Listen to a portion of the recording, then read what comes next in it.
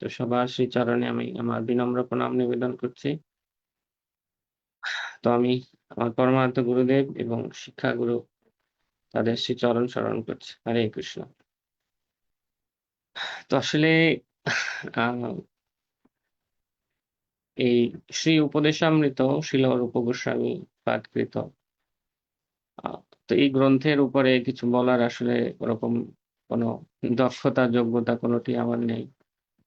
তারপরও আমার আ শ্রী গুরু পাদপদ্ম এবং আমার শিক্ষাগুরু পাদপদ্মের কাছ থেকে আমি যা কিছু শুনেছি, সিনিয়র বৈষ্ণবদের কৃপা আশীর্বাদের মাধ্যমে যতটুকু উপলব্ধি করতে পেরেছি, আমি চেষ্টা করছি সেই বিষয়ে কিছু আলোকপাত করার জন্য। তো আমাদের এখানে উপস্থিত সকল সিনিয়র বৈষ্ণবদের চরণে আমি নিবেদন করছি। তো আপনারা দয়া করে যদি কোথাও ভুল হয় সংশোধন করে দেবেন। হরে কৃষ্ণ। শিল প্রভুপাদ কি জয়। তো আমাদের শ্রী উপদেশামৃত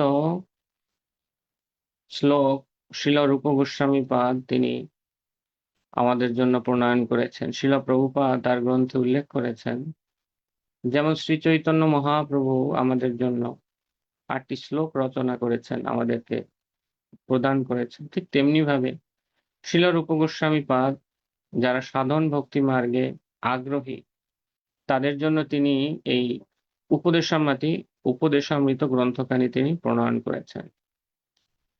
শিল প্রভুপাদ ভক্ত মুখে শুনেছি এরকম যে শিল প্রভুপাদ নাকি এরকম বলেছেন যে আমি সমস্ত গ্রন্থ সবার জন্য কিন্তু শুধুমাত্র উপদেশামৃত গ্রন্থখানি সংকলন করেছি কেবল যারা আমার ভক্তদের জন্য, যে যারা সাধন ভক্তি মার্গে যারা এগুতে চায় সামনের দিকে তাদের জন্য আমি রচনা করেছি। আসলে এই উপদেশামৃত শ্লোকগুলি যখন আমরা পড়বো অনেক কঠিন মনে হবে। কিন্তু আসলে শিল প্রভুপাদ একদম ভূমিকাতে শিল প্রভুপাদ আমাদের সে ঠাকুর ভক্তি বিনোদ এবং ভক্তি সিদ্ধান্ত সরস্বতী ঠাকুর স্বামী প্রভুপাদ ওনারা যেভাবে বর্ণনা দিয়েছেন, আমি কয়েকটা জাস্ট উল্লেখ করছি একদম ভূমিকা থেকে। প্রভুপাদ প্রথমে উল্লেখ করেছেন যে কৃষ্ণ ভাবনামৃত আন্দোলনের অনুগামীকে অবশ্যই শুদ্ধ গোস্বামী হয়ে উঠতে হবে। তা আমরা অনেক সময় মনে করি কৃষ্ণ ভাবনায় এসে যে না, গোস্বামী হওয়াটা এটা যারা সন্ন্যাসী তাদের জন্য এটা প্রয়োজন। আমি একজন গৃহস্থ মানুষ, অথবা আমি একজন নবীন ভক্ত, অথবা আমি ইসকনে আছি, আহ এরকম একজন ভক্ত, কিন্তু আসলে এইগুলো মানে এত কঠোর জিনিস আমাদের জন্য নয়। শিল প্রভুপাদ আমাদের জন্য কেবল 4টা নিয়ম, 16 মালা জপ এবং হরে কৃষ্ণ জপ কীর্তন, এগুলো শুধুমাত্র দিয়েছে। জাস্ট চ্যান্টিং, ড্যান্সিং, ইটিং এবং go back to god head, এরকমটা। হ্যাঁ, প্রভুপাদ এগুলো দিয়েছেন, নিঃসন্দেহে দিয়েছেন। এবং একই সাথে শিল প্রভুপাদ আমাদের জন্য ভগবদ গীতা, উপদেশামৃত, চৈতন্য চৈতামৃত, শ্রীমদ্ ভাগবতম এগুলো দিয়েছেন। কাদের জন্য? স্পেশাল কারোর জন্য না, আমাদের সবার জন্য এগুলোও দিয়েছেন। এবং কেবল এই 4টা বিধিনিষেধ পালনের মধ্যে যদি সীমাবদ্ধ থাকি এবং আমরা যদি প্রভুপাদকৃত সে বিষয়গুলো না পড়ি, তাহলে আমরা কিন্তু এগুলোকে উপলব্ধি করতে পারবো না। শিল ভক্তি বিনোদ ঠাকুর তিনি উল্লেখ করেছেন যে এই যে মানে প্রথম শ্লোকের বর্ণনায় তিনি বলেছেন এই যে স্বরবেগের কথা বলা হবে একদম প্রথম শ্লোকে, এই যে স্বরবেগ, বাচ বেগ, মনস ক্রোধ বেগ, জিহ্বা বেগ, উদর উপস্থ বেগ, এতান বেগানুজ বিষয়ত ধীর সর্বামপিমাম পৃথিবীম সশিষ্য। এই যে 6টা বেগের কথা এখানে বলা হয়েছে, আমাদের বর্ণনা করব। তো এই শিল ভক্তি বিনোদ ঠাকুর বলছেন উক্ত স্বরবেগ নিবৃত্ত করিবার চেষ্টায় যে ভক্তি সাধন তাহা নয়। এই 6টি বেগকে আমি দমন করতে পারবো এবং এটাই যে আমার জন্য ভক্তি সাধনা তা কিন্তু নয়, কিন্তু ভক্তি মন্দিরে প্রবেশের যোগ্যতা সাধন মাত্র। এই স্বরবেগ যদি আমি দমন করতে পারি তাহলে আমি ভক্তি মন্দিরে প্রবেশ করতে পারবো। এই স্বরবেগ দমন না করলে ভক্তি মন্দিরে প্রবেশ অধিকারী আমার হয় না। এবং এই 6টা বেগকে যে আমি দমন করব, কত কঠিন মনে হয় আমাদের কাছে। কিন্তু ভক্তি বিনোদ ঠাকুর উল্লেখ করছে এই 6টা বেগ দমন করা এটা কিন্তু কোনো ভক্তির সাধনা নয়, এটা কোনো ভক্তির সাধনা নয়, এটা একটা প্রাথমিক যোগ্যতা। তো শিল প্রভুপাদ যেমন বলেছেন যে আমাদের এই কৃষ্ণ ভাবনামৃত আন্দোলনের অনুগামী যারা, তাদেরকে অবশ্যই গোস্বামী হয়ে উঠতে হবে। এবং এইখানে ভক্তি বিনোদ ঠাকুর বলছেন যে এটা ভক্তি মন্দিরে প্রবেশের যোগ্যতা, অর্থাৎ কিনা গোস্বামী হয়েই কেউ শুদ্ধ ভগবত ভক্তি মার্গে সে প্রবেশ করতে পারে। প্রভুপাদের আরো এই ভূমিকাতে প্রভুপাদ লিখেছেন যে প্রথমে গোস্বামী হয়ে তারপরে শুদ্ধ ভক্তি জীবনে চরম সার্থকতা অর্জন করতে হলে রূপ গোস্বামী প্রদত্ত শ্রী উপদেশামৃত নির্দেশাবলী অনুশীলনে উদ্যোগী হতে হবে। আগে গোস্বামী হয়ে তারপর শুদ্ধ ভক্তি যাজন। এইভাবে শিল প্রভুপাদ এবং অন্যান্যরা যেভাবে বলেছেন যে আমাদেরকে এটা, আমরা যেহেতু ইসকনে আছি, প্রভুপাদ চাইছেন যে আমরা ইসকনের প্রত্যেকটি ভক্তই যেন এই গোস্বামী যেন আমরা হয়ে উঠি। তো সেই বিষয়ে শিল প্রভুপাদ আলোকপাত করেছেন। তো আমরা একটু আগে একটা স্লাইডে দেখলাম যে এই যে 6টা বেগের কথা একদম উপদেশামৃতের প্রথম শ্লোকে বর্ণনা দেওয়া রয়েছে। শিল প্রভুপাদের এই যে শ্রী উপদেশামৃত নামক যে তাৎপর্য তিনি প্রদান করেছেন, মূলত তিনি ভক্তি সিদ্ধান্ত শরী ঠাকুরের যে অনুবৃত্তি ভাষ্য, তো প্রথমে এই রূপ গোস্বামী পাদের এখান থেকে ভক্তি বিনোদ ঠাকুর তিনি পীযূষ বর্তিনী ভাষ্য প্রদান করেছেন। পীযূষ মানে হচ্ছে অমৃত। তো তিনি এখানে যে রূপ গোস্বামী পাদের শ্লোক, তার তাৎপর্য রূপ যে অমৃত, সে অমৃত তিনি আমাদেরকে বর্ষণ করেছেন।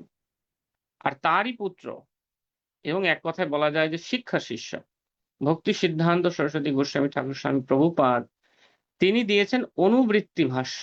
অনুবৃত্তি মানে কোনো কিছুকে অনুসরণ করা। তিনি ঠিক এই পীযূষবর্তিনী যে ভাষ্যটা রয়েছে, সেই পীযূষবর্তিনী বা অমৃত বর্ষণকারী ভাষ্যকে তিনি অনুসরণ করেছেন। এবং শিল প্রভুপাদ তিনি অনুসরণ করেছেন, তার তাৎপর্য দিয়েছেন তার যে গুরুদেব শিলা ভক্তি সিদ্ধান্ত সরস্বতী ঠাকুর স্বামী প্রভুপাদের তাৎপর্য থেকে। মানে আমরা একদম মহা মহা মহা মহা প্রসাদ রূপে আমরা এই অমৃত এখানে আস্বাদন করতে পারছি। শিল প্রভুপাদ একদম শুরুতেই তিনি শ্রীমদ্ ভাগবতমের সুখদেব গোস্বামীকে করা পরীক্ষিত মহারাজের একটা প্রশ্ন দিয়ে তিনি শুরু করেছেন যে মহারাজ, এই জগতের মানুষ প্রায়শ্চিত্ত করে কেন? কারণ প্রায়শ্চিত্ত করে তো কোনো লাভ হয় না। যেমন চোর চুরি করে, প্রভুপাদ বলেছেন, কিন্তু সে দেখে যে চুরি করলে মানুষ ধরা পড়ে, তার দীর্ঘদিন শাস্তি হয়, এবং সেও ধরা পড়ে, সেও শাস্তি পায়, কিন্তু সেখান থেকে ফিরে এসে সে আবার চুরি করে। এটা তো একটা উদাহরণ দিলাম, কিন্তু প্রত্যেকটা ক্ষেত্রে, কামনা বাসনা অন্যান্য সবকিছুর ক্ষেত্রে যখনই মানুষ প্রায়শ্চিত্ত করে, তখনই সেম জিনিসটা দেখা যায় যে সে প্রায়শ্চিত্ত করছে খারাপ জ্ঞান করে অথবা ভুলবশত, কিন্তু আবারই সে ওই কার্যেই প্রবৃত্ত হচ্ছে। অতএব এই প্রায়শ্চিত্তের দ্বারা কোনো জগৎ মঙ্গল হয় না এবং আত্মমঙ্গলও ঘটে না। সেই জন্য প্রভুপাদ বলছেন যে পুণ্যকর্মের দ্বারা কখনো পাপ কর্মের প্রতিক্রিয়াকে নষ্ট করা যায় না। পুণ্যকর্মের প্রতিক্রিয়া সে যেমন পাবে আলাদাভাবে, পাপ কর্মের প্রতিক্রিয়াও পাবে। যেহেতু আত্মমঙ্গল হচ্ছে না, জগৎ মঙ্গল হচ্ছে না, প্রভুপাদ তার বিস্তারিত তাৎপর্য এবং সারমর্মটা শুধু আলোকপাত করার চেষ্টা করি। তাহলে এই প্রায়শ্চিত্ত করে লাভ কি? এ তো হস্তি স্নানের ন্যায়, প্রভুপাদ বলেছেন।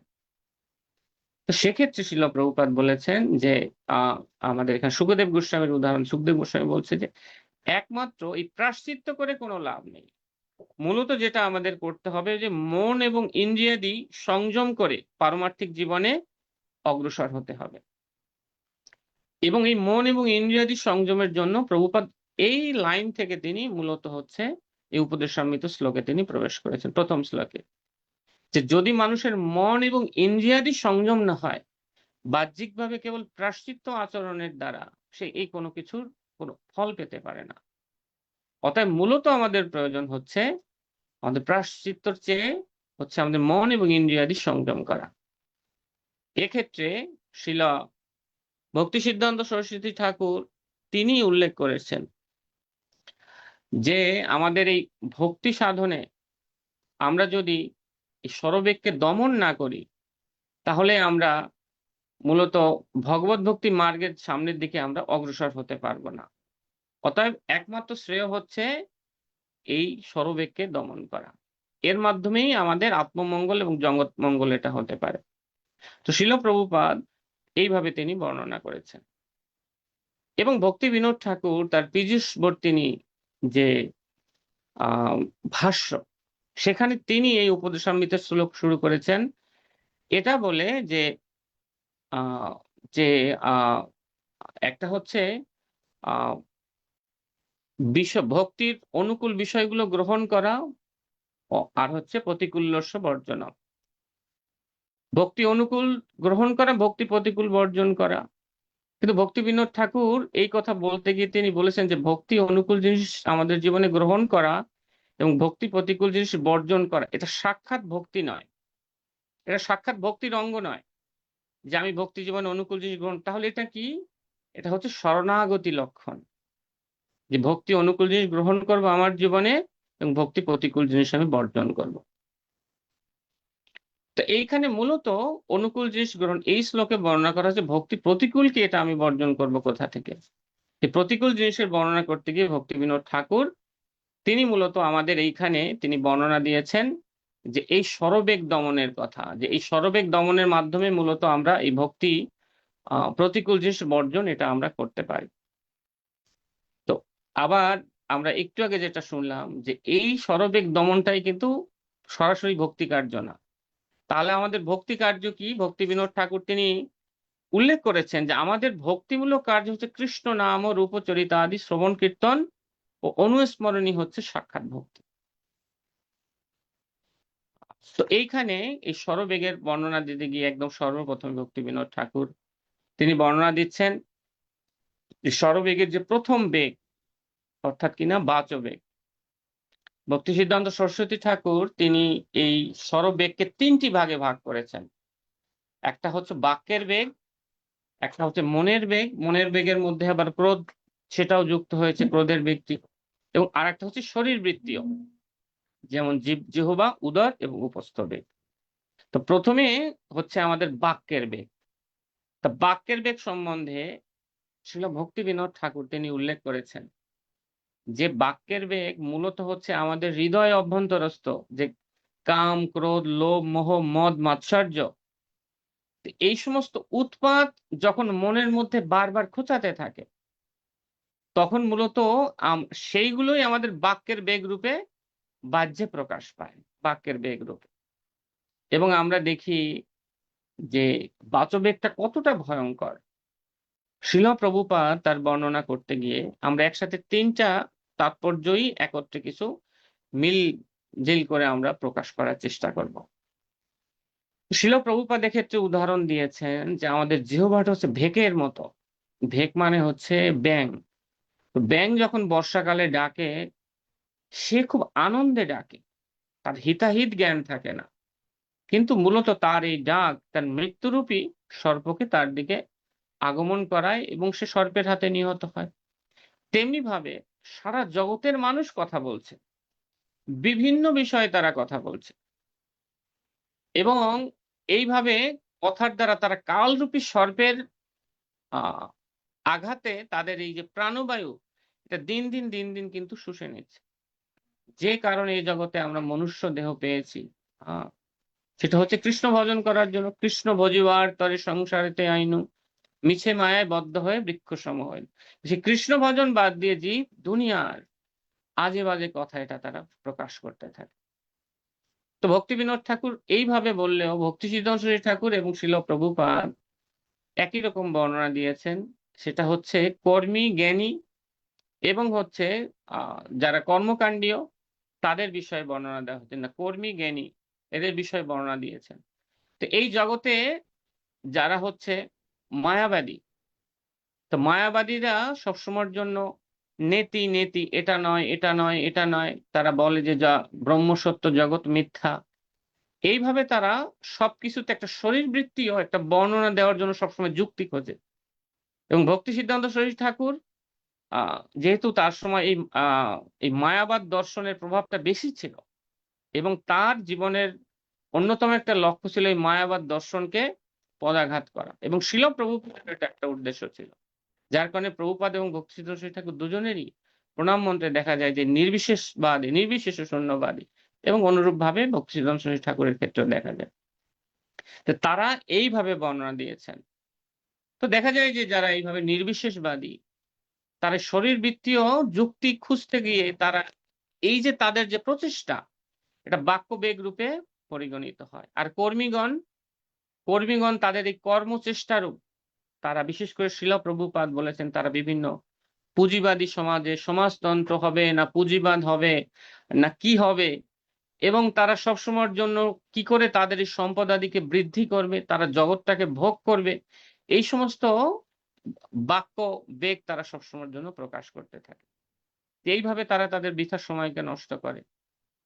এবং যারা জ্ঞানী তারা নিত্য নতুন জ্ঞান অন্বেষণের বিষয়ে আলোচনা এবং তৎবিষয়ে পর্যালোচনার ক্ষেত্রে তাদের এই বাক্যের বেগকে তারা সম্পূর্ণরূপে অনিয়ন্ত্রিত ভাবে তারা ব্যবহার করে। এইভাবে দেখা যায় যে যারা ভোগী মানে হচ্ছে যারা কর্মী, এবং যারা হচ্ছে মায়াবাদী বা নির্বিশেষবাদী, এবং হচ্ছে যারা এইভাবে জ্ঞানী, তারা এইভাবে তাদের বাক্যের বেগকে দমন করতে পারে না। আমাদের এইখানে বাক্যের বেগ সম্পর্কে শ্রীল প্রভুপাদ আরো উদাহরণ দিয়েছেন, যে চৈতন্য মহাপ্রভু এই বাক্যের বেগের ব্যাপারে খুব সচেতন করেছেন তার ভক্তদের মধ্যে। গ্রাম্য কথা না কহিবে, গ্রাম্য বার্তা না শুনিবে, ভালো না খাইবে আর ভালো না পড়িবে। এইভাবে শ্রীমান মহাপ্রভু সবাইকে উপদেশ দিয়েছেন যে আমরা যেন কখনোই এই বাক্যের বেগের মধ্যে, অর্থাৎ অধিক কৃষ্ণ কথাবিহীন যে কোনো কথাই হচ্ছে বাক্যের বেগ। তো সেক্ষেত্রে অবশ্যই বিচার্য। ভক্তি বিনোদ ঠাকুর তার বর্ণনা দিতে গিয়ে তিনি বলেছেন যে যদিও বাক্যের বেগ এটা কৃষ্ণবিহীন কথা বলা যাবে না, তবে নিজ প্রয়োজনে দৈহিক প্রয়োজনের ক্ষেত্রে কেউ যদি কোনো কারোর সঙ্গে বাক্যালাপ করে, যেমন কেউ বাজারে গেল কিছু কিনতে গেল, এটার দাম কত, এই যে নিজ প্রয়োজনে, এবং অবশ্যই মডার্ন যুগে আমরা এটা বলতে পারি চাকরির প্রয়োজনে, ব্যবসার প্রয়োজনে, যতটুকু প্রয়োজন ঠিক ততটুকু। কিন্তু অতিরিক্ত বাক্যালাপ এটা আমাদের ভক্তি সাধনকে ধীরে ধীরে নষ্ট করে। শিলা ভক্তি সিদ্ধান্ত সরস্বতী ঠাকুর একদম শেষে বর্ণনা দিতে গিয়ে তিনি বলেছেন মূলত বাক্যের বেগের ফলে আমাদের বৈষ্ণব অপরাধ, বাক্যের বেগের ফলে। কারণ আমরা যখন অধিক কথা বলতে অভ্যাস করি, ধীরে ধীরে ধীরে ধীরে যেহেতু আমরা ভক্তি জগতে আছি কিন্তু কথা তো অভ্যাস আছে, অতএব তখন সেটা বৈষ্ণব সমালোচনা রূপ আমাদের বাক্য বেগের মধ্যে পরিগণিত হয়ে যায়। এইভাবে দেখা যায় বাচ বেগের দ্বারা আমরা কিভাবে আকৃষ্ট হয়ে পড়ি। এরপরে বলা হয়েছে বাচ বেগ, এটা বাক্যের বেগ গেল। এর পরের ধাপটা হচ্ছে মনস এবং হচ্ছে ক্রোধ বেগ। তো মন এবং ক্রোধ বেগ সম্পর্কে ভক্তি বিনোদ ঠাকুর বলছেন যে আমরা নানাবিধ মনোরথের দ্বারা সবসময়ের জন্য ঘুরপাক খেতে থাকি। মনোরথের দ্বারা শাস্ত্রে বর্ণনাটি রয়েছে ভাগবতমে, যে মনোরথের দ্বারা ধাবত বহি আমাদের মন বিভিন্ন জায়গায় সবসময়ের জন্য ঘুরে বেড়ায়, এবং আমরা আমাদের মনকে ছেড়ে দিই। হরিনাম জপের সময় যদি কেউ হরিনামে মনোনিবেশ করতে চায়, প্রচন্ড পরিশ্রম হয়, তার প্রচন্ড পরিশ্রম হয়। কিন্তু যদি মনটাকে ছেড়ে দিয়ে হরিনাম করি, তখন ষোলমালা জপটা আমাদের জন্য খুব মানে একদম প্রাথমিক অবস্থা। আমার নিজস্ব ক্ষেত্রে আমি দেখি যে তখন খুব সহজ হয়ে যায়। কিন্তু মন ধরে রেখে হরিনাম করাটা এটা অনেক পরিশ্রমের একটা কাজ, যে মনকে সেখানে লাগিয়ে হরিনাম করা। তো মনের বেগ সম্পর্কে আমাদের ভক্তি বিনোদ ঠাকুর তিনি এইভাবে বলেছে, এইভাবে বর্ণনা দিয়েছেন যে মনোরথের দ্বারা, এবং ভক্তি সিদ্ধান্ত সরস্বতী ঠাকুর তিনি মনের বেগকে তিনি দুটি ভাগে বিশেষভাবে ভাগ করেছেন মনের বেগকে। তো এই এবং শিল প্রভুপাদ তিনি মনের বেগের ব্যাপারে তিনি উল্লেখ করেছেন যে আমাদের মন হচ্ছে অত্যন্ত চঞ্চল প্রকৃতির, এবং শ্রীমদ্ ভগবদ গীতায় শিল প্রভুপাদ তিনি উল্লেখ করেছেন যে এই মনই হচ্ছে আমাদের সবচেয়ে বড় শত্রু। এক জায়গায় বলা হচ্ছে কামই আমাদের প্রধান শত্রু, আর এক জায়গায় বলছে মনই আমাদের প্রধান শত্রু। এবং ভগবদ গীতায় এই যে কামের প্রভাব, এই কামের প্রভাব কিন্তু শুরুটা কিন্তু এই মন থেকেই হয়, শুরুটা মন থেকেই হয়। তাই মূলত মনই হচ্ছে আমাদের প্রধান শত্রু। এবং এই মন নিয়ন্ত্রণ করার জন্য ভগবদ গীতায় ভগবান সেখানে উল্লেখ করেছেন যে আমরা তীব্র বৈরাগ্যের দ্বারা এবং অভ্যাসের দ্বারা আমরা এই মনকে আমরা নিয়ন্ত্রণ করতে পারি, কিন্তু অন্য কোনো ভাবে আমরা কিন্তু এই মনকে কখনো নিয়ন্ত্রণ করতে পারি না। এই জন্য মন নিয়ন্ত্রণের জন্য আমাদের বৈরাগ্য অভ্যাস। বৈরাগ্য অভ্যাসটা কি? এটা হচ্ছে স্বরবেগ দমন। তো শেষের দিকে গিয়ে ভক্তিবিনোদ ঠাকুর বলবেন যে মূলত এই বেগ দমন করলে কি হবে, মানে বেগ মানে কি, যেমন জলের বেগ বলি আমরা, বাতাসের বেগ বলি, মানে হচ্ছে আমাদের যে কোনো ধৈর্য, যে কোনো অভ্যাসকে একেবারে ধাক্কা দিয়ে ধুয়ে মুছে নিয়ে চলে যাবে এই বেগগুলো। আমরা যতই ভক্তি চর্চা করার চেষ্টা করি না কেন, কিন্তু এটা আমাদেরকে একদম ধুয়ে মুছে নিয়ে যাবে। তাই এই বেগ দমনের জন্য আমাদের সচেষ্ট হওয়াটা খুব প্রয়োজন। যদি আমরা বেগকে দমন না করতে না পারি, তখন আমরা কোনোভাবেই অন্য কোনো কিছুকে দমন করতে পারবো না। তো আমাদের ভক্তিবিনোদ ঠাকুর মনের বেগকে দুই ভাগে ভাগ করেছেন। একটা হচ্ছে অবিরোধ প্রীতি, আর একটা হচ্ছে বিরোধযুক্ত ক্রোধ। অবিরোধ প্রীতি মানে কারো সাথে আমি কোনো বিরোধে যাব না, আমি নির্বিঘ্ন থাকবো। তো অবিরোধ পৃথিবী যে যা বলে ঠিক আছে। আমরা চৈতন্য মহাপ্রভুর লীলায় এরকম দেখি, যে আমাদের মুকুন্দ দত্ত তিনি যে যা বলতেন সেটাকে হয় যায় দিতেন। এইটাকেই বলা হয়েছে মূলত হচ্ছে অবিরোধ প্রীতি। অর্থাৎ মায়াবাদীদের বিশ্বাসে প্রীতি, কর্মবাদীদের বিশ্বাসে আদর, এবং অন্য অভিলাষীদের মতে হচ্ছে বিশ্বাস। মায়াবাদীদের মতে প্রীতি, তারা যখন খুব যুক্তি তর্ক দিয়ে কথা বলে, এটা শুনতে খুব ভালো লাগে, অথবা আমি তার কোনো বিরোধ করি না, যে না আপনি যেটা বলছেন এটা ঠিক নয়, তাও যদি বলে হ্যাঁ ঠিক আছে, ওটাও ঠিক, ওটাও ঠিক। তাই মায়াবাদ দর্শনের প্রতি আমাদের যে প্রীতি, আর কর্মবাদীদের বিশ্বাসে আদর। কাজ না করলে কি আসলে কি কেউ ভাত দেবে? টাকা কি আমার ঘরে কি ছুটে আসবে? আমরা যদি কর্ম না করি আমরা কি আসলে কিছু পেতে পারি? যে যাই বলুক, ভক্তরা যতই বলুক যে কৃষ্ণ ভক্তি করো, কৃষ্ণ ভক্তি করো, তা আসলে ভগবান কারো ঘরে কোনো খাবার কিন্তু পৌঁছে দেয় না। নিজেদেরই কর্ম করেই খেতে হয়। অর্থাৎ কিনা ভগবত ভক্তির উপরে আমরা কর্মকে অবস্থান করাই।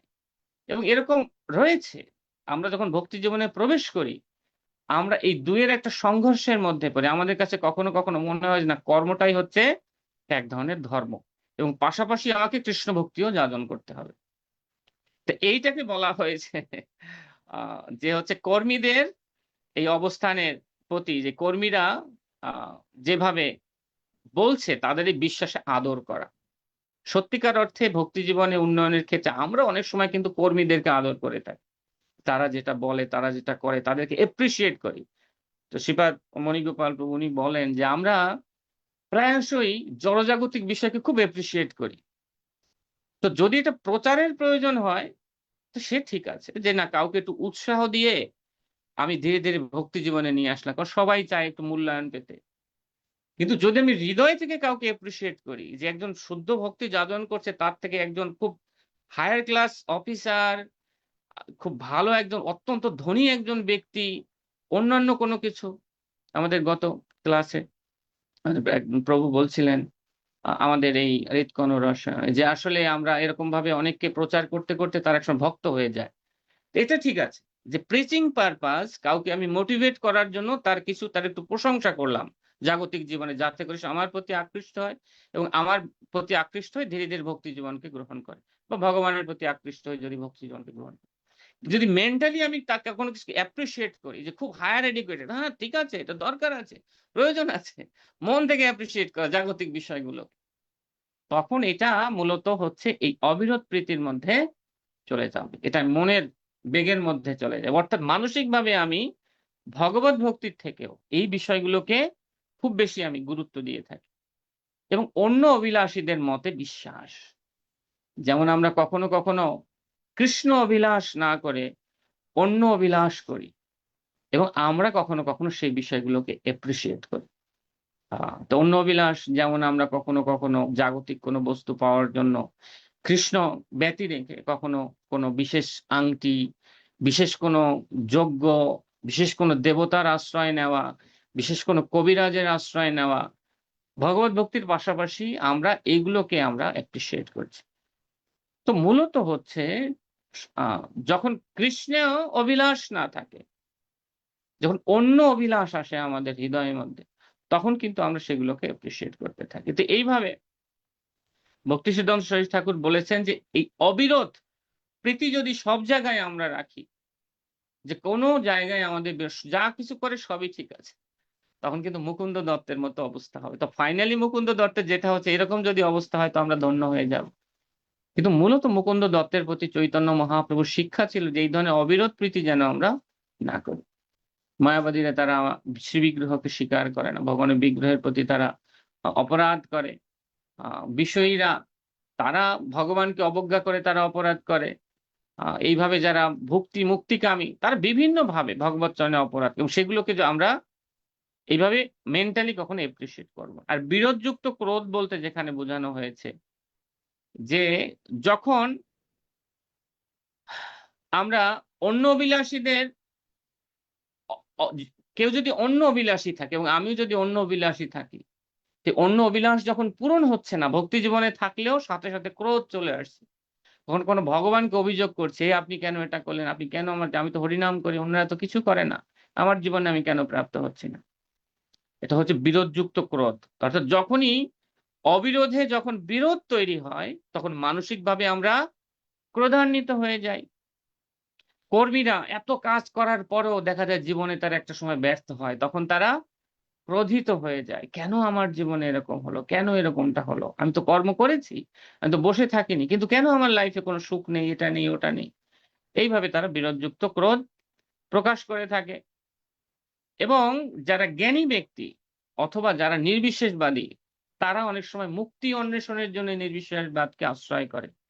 কিন্তু দেখা যায় তারা যখন বিরোধযুক্ত ক্রোধ হয়, যখন তারা তাদের লক্ষ্যে পৌঁছাতে পারে না, অর্থাৎ ব্রহ্ম নির্মাণ লাভ করতে পারে না, তখন তারা একরকম বিরোধযুক্ত ক্রোধ তাদের মধ্যে তৈরি হয়। তখন সবকিছু ছেড়ে ছুড়ে তারা রাজনীতি করে।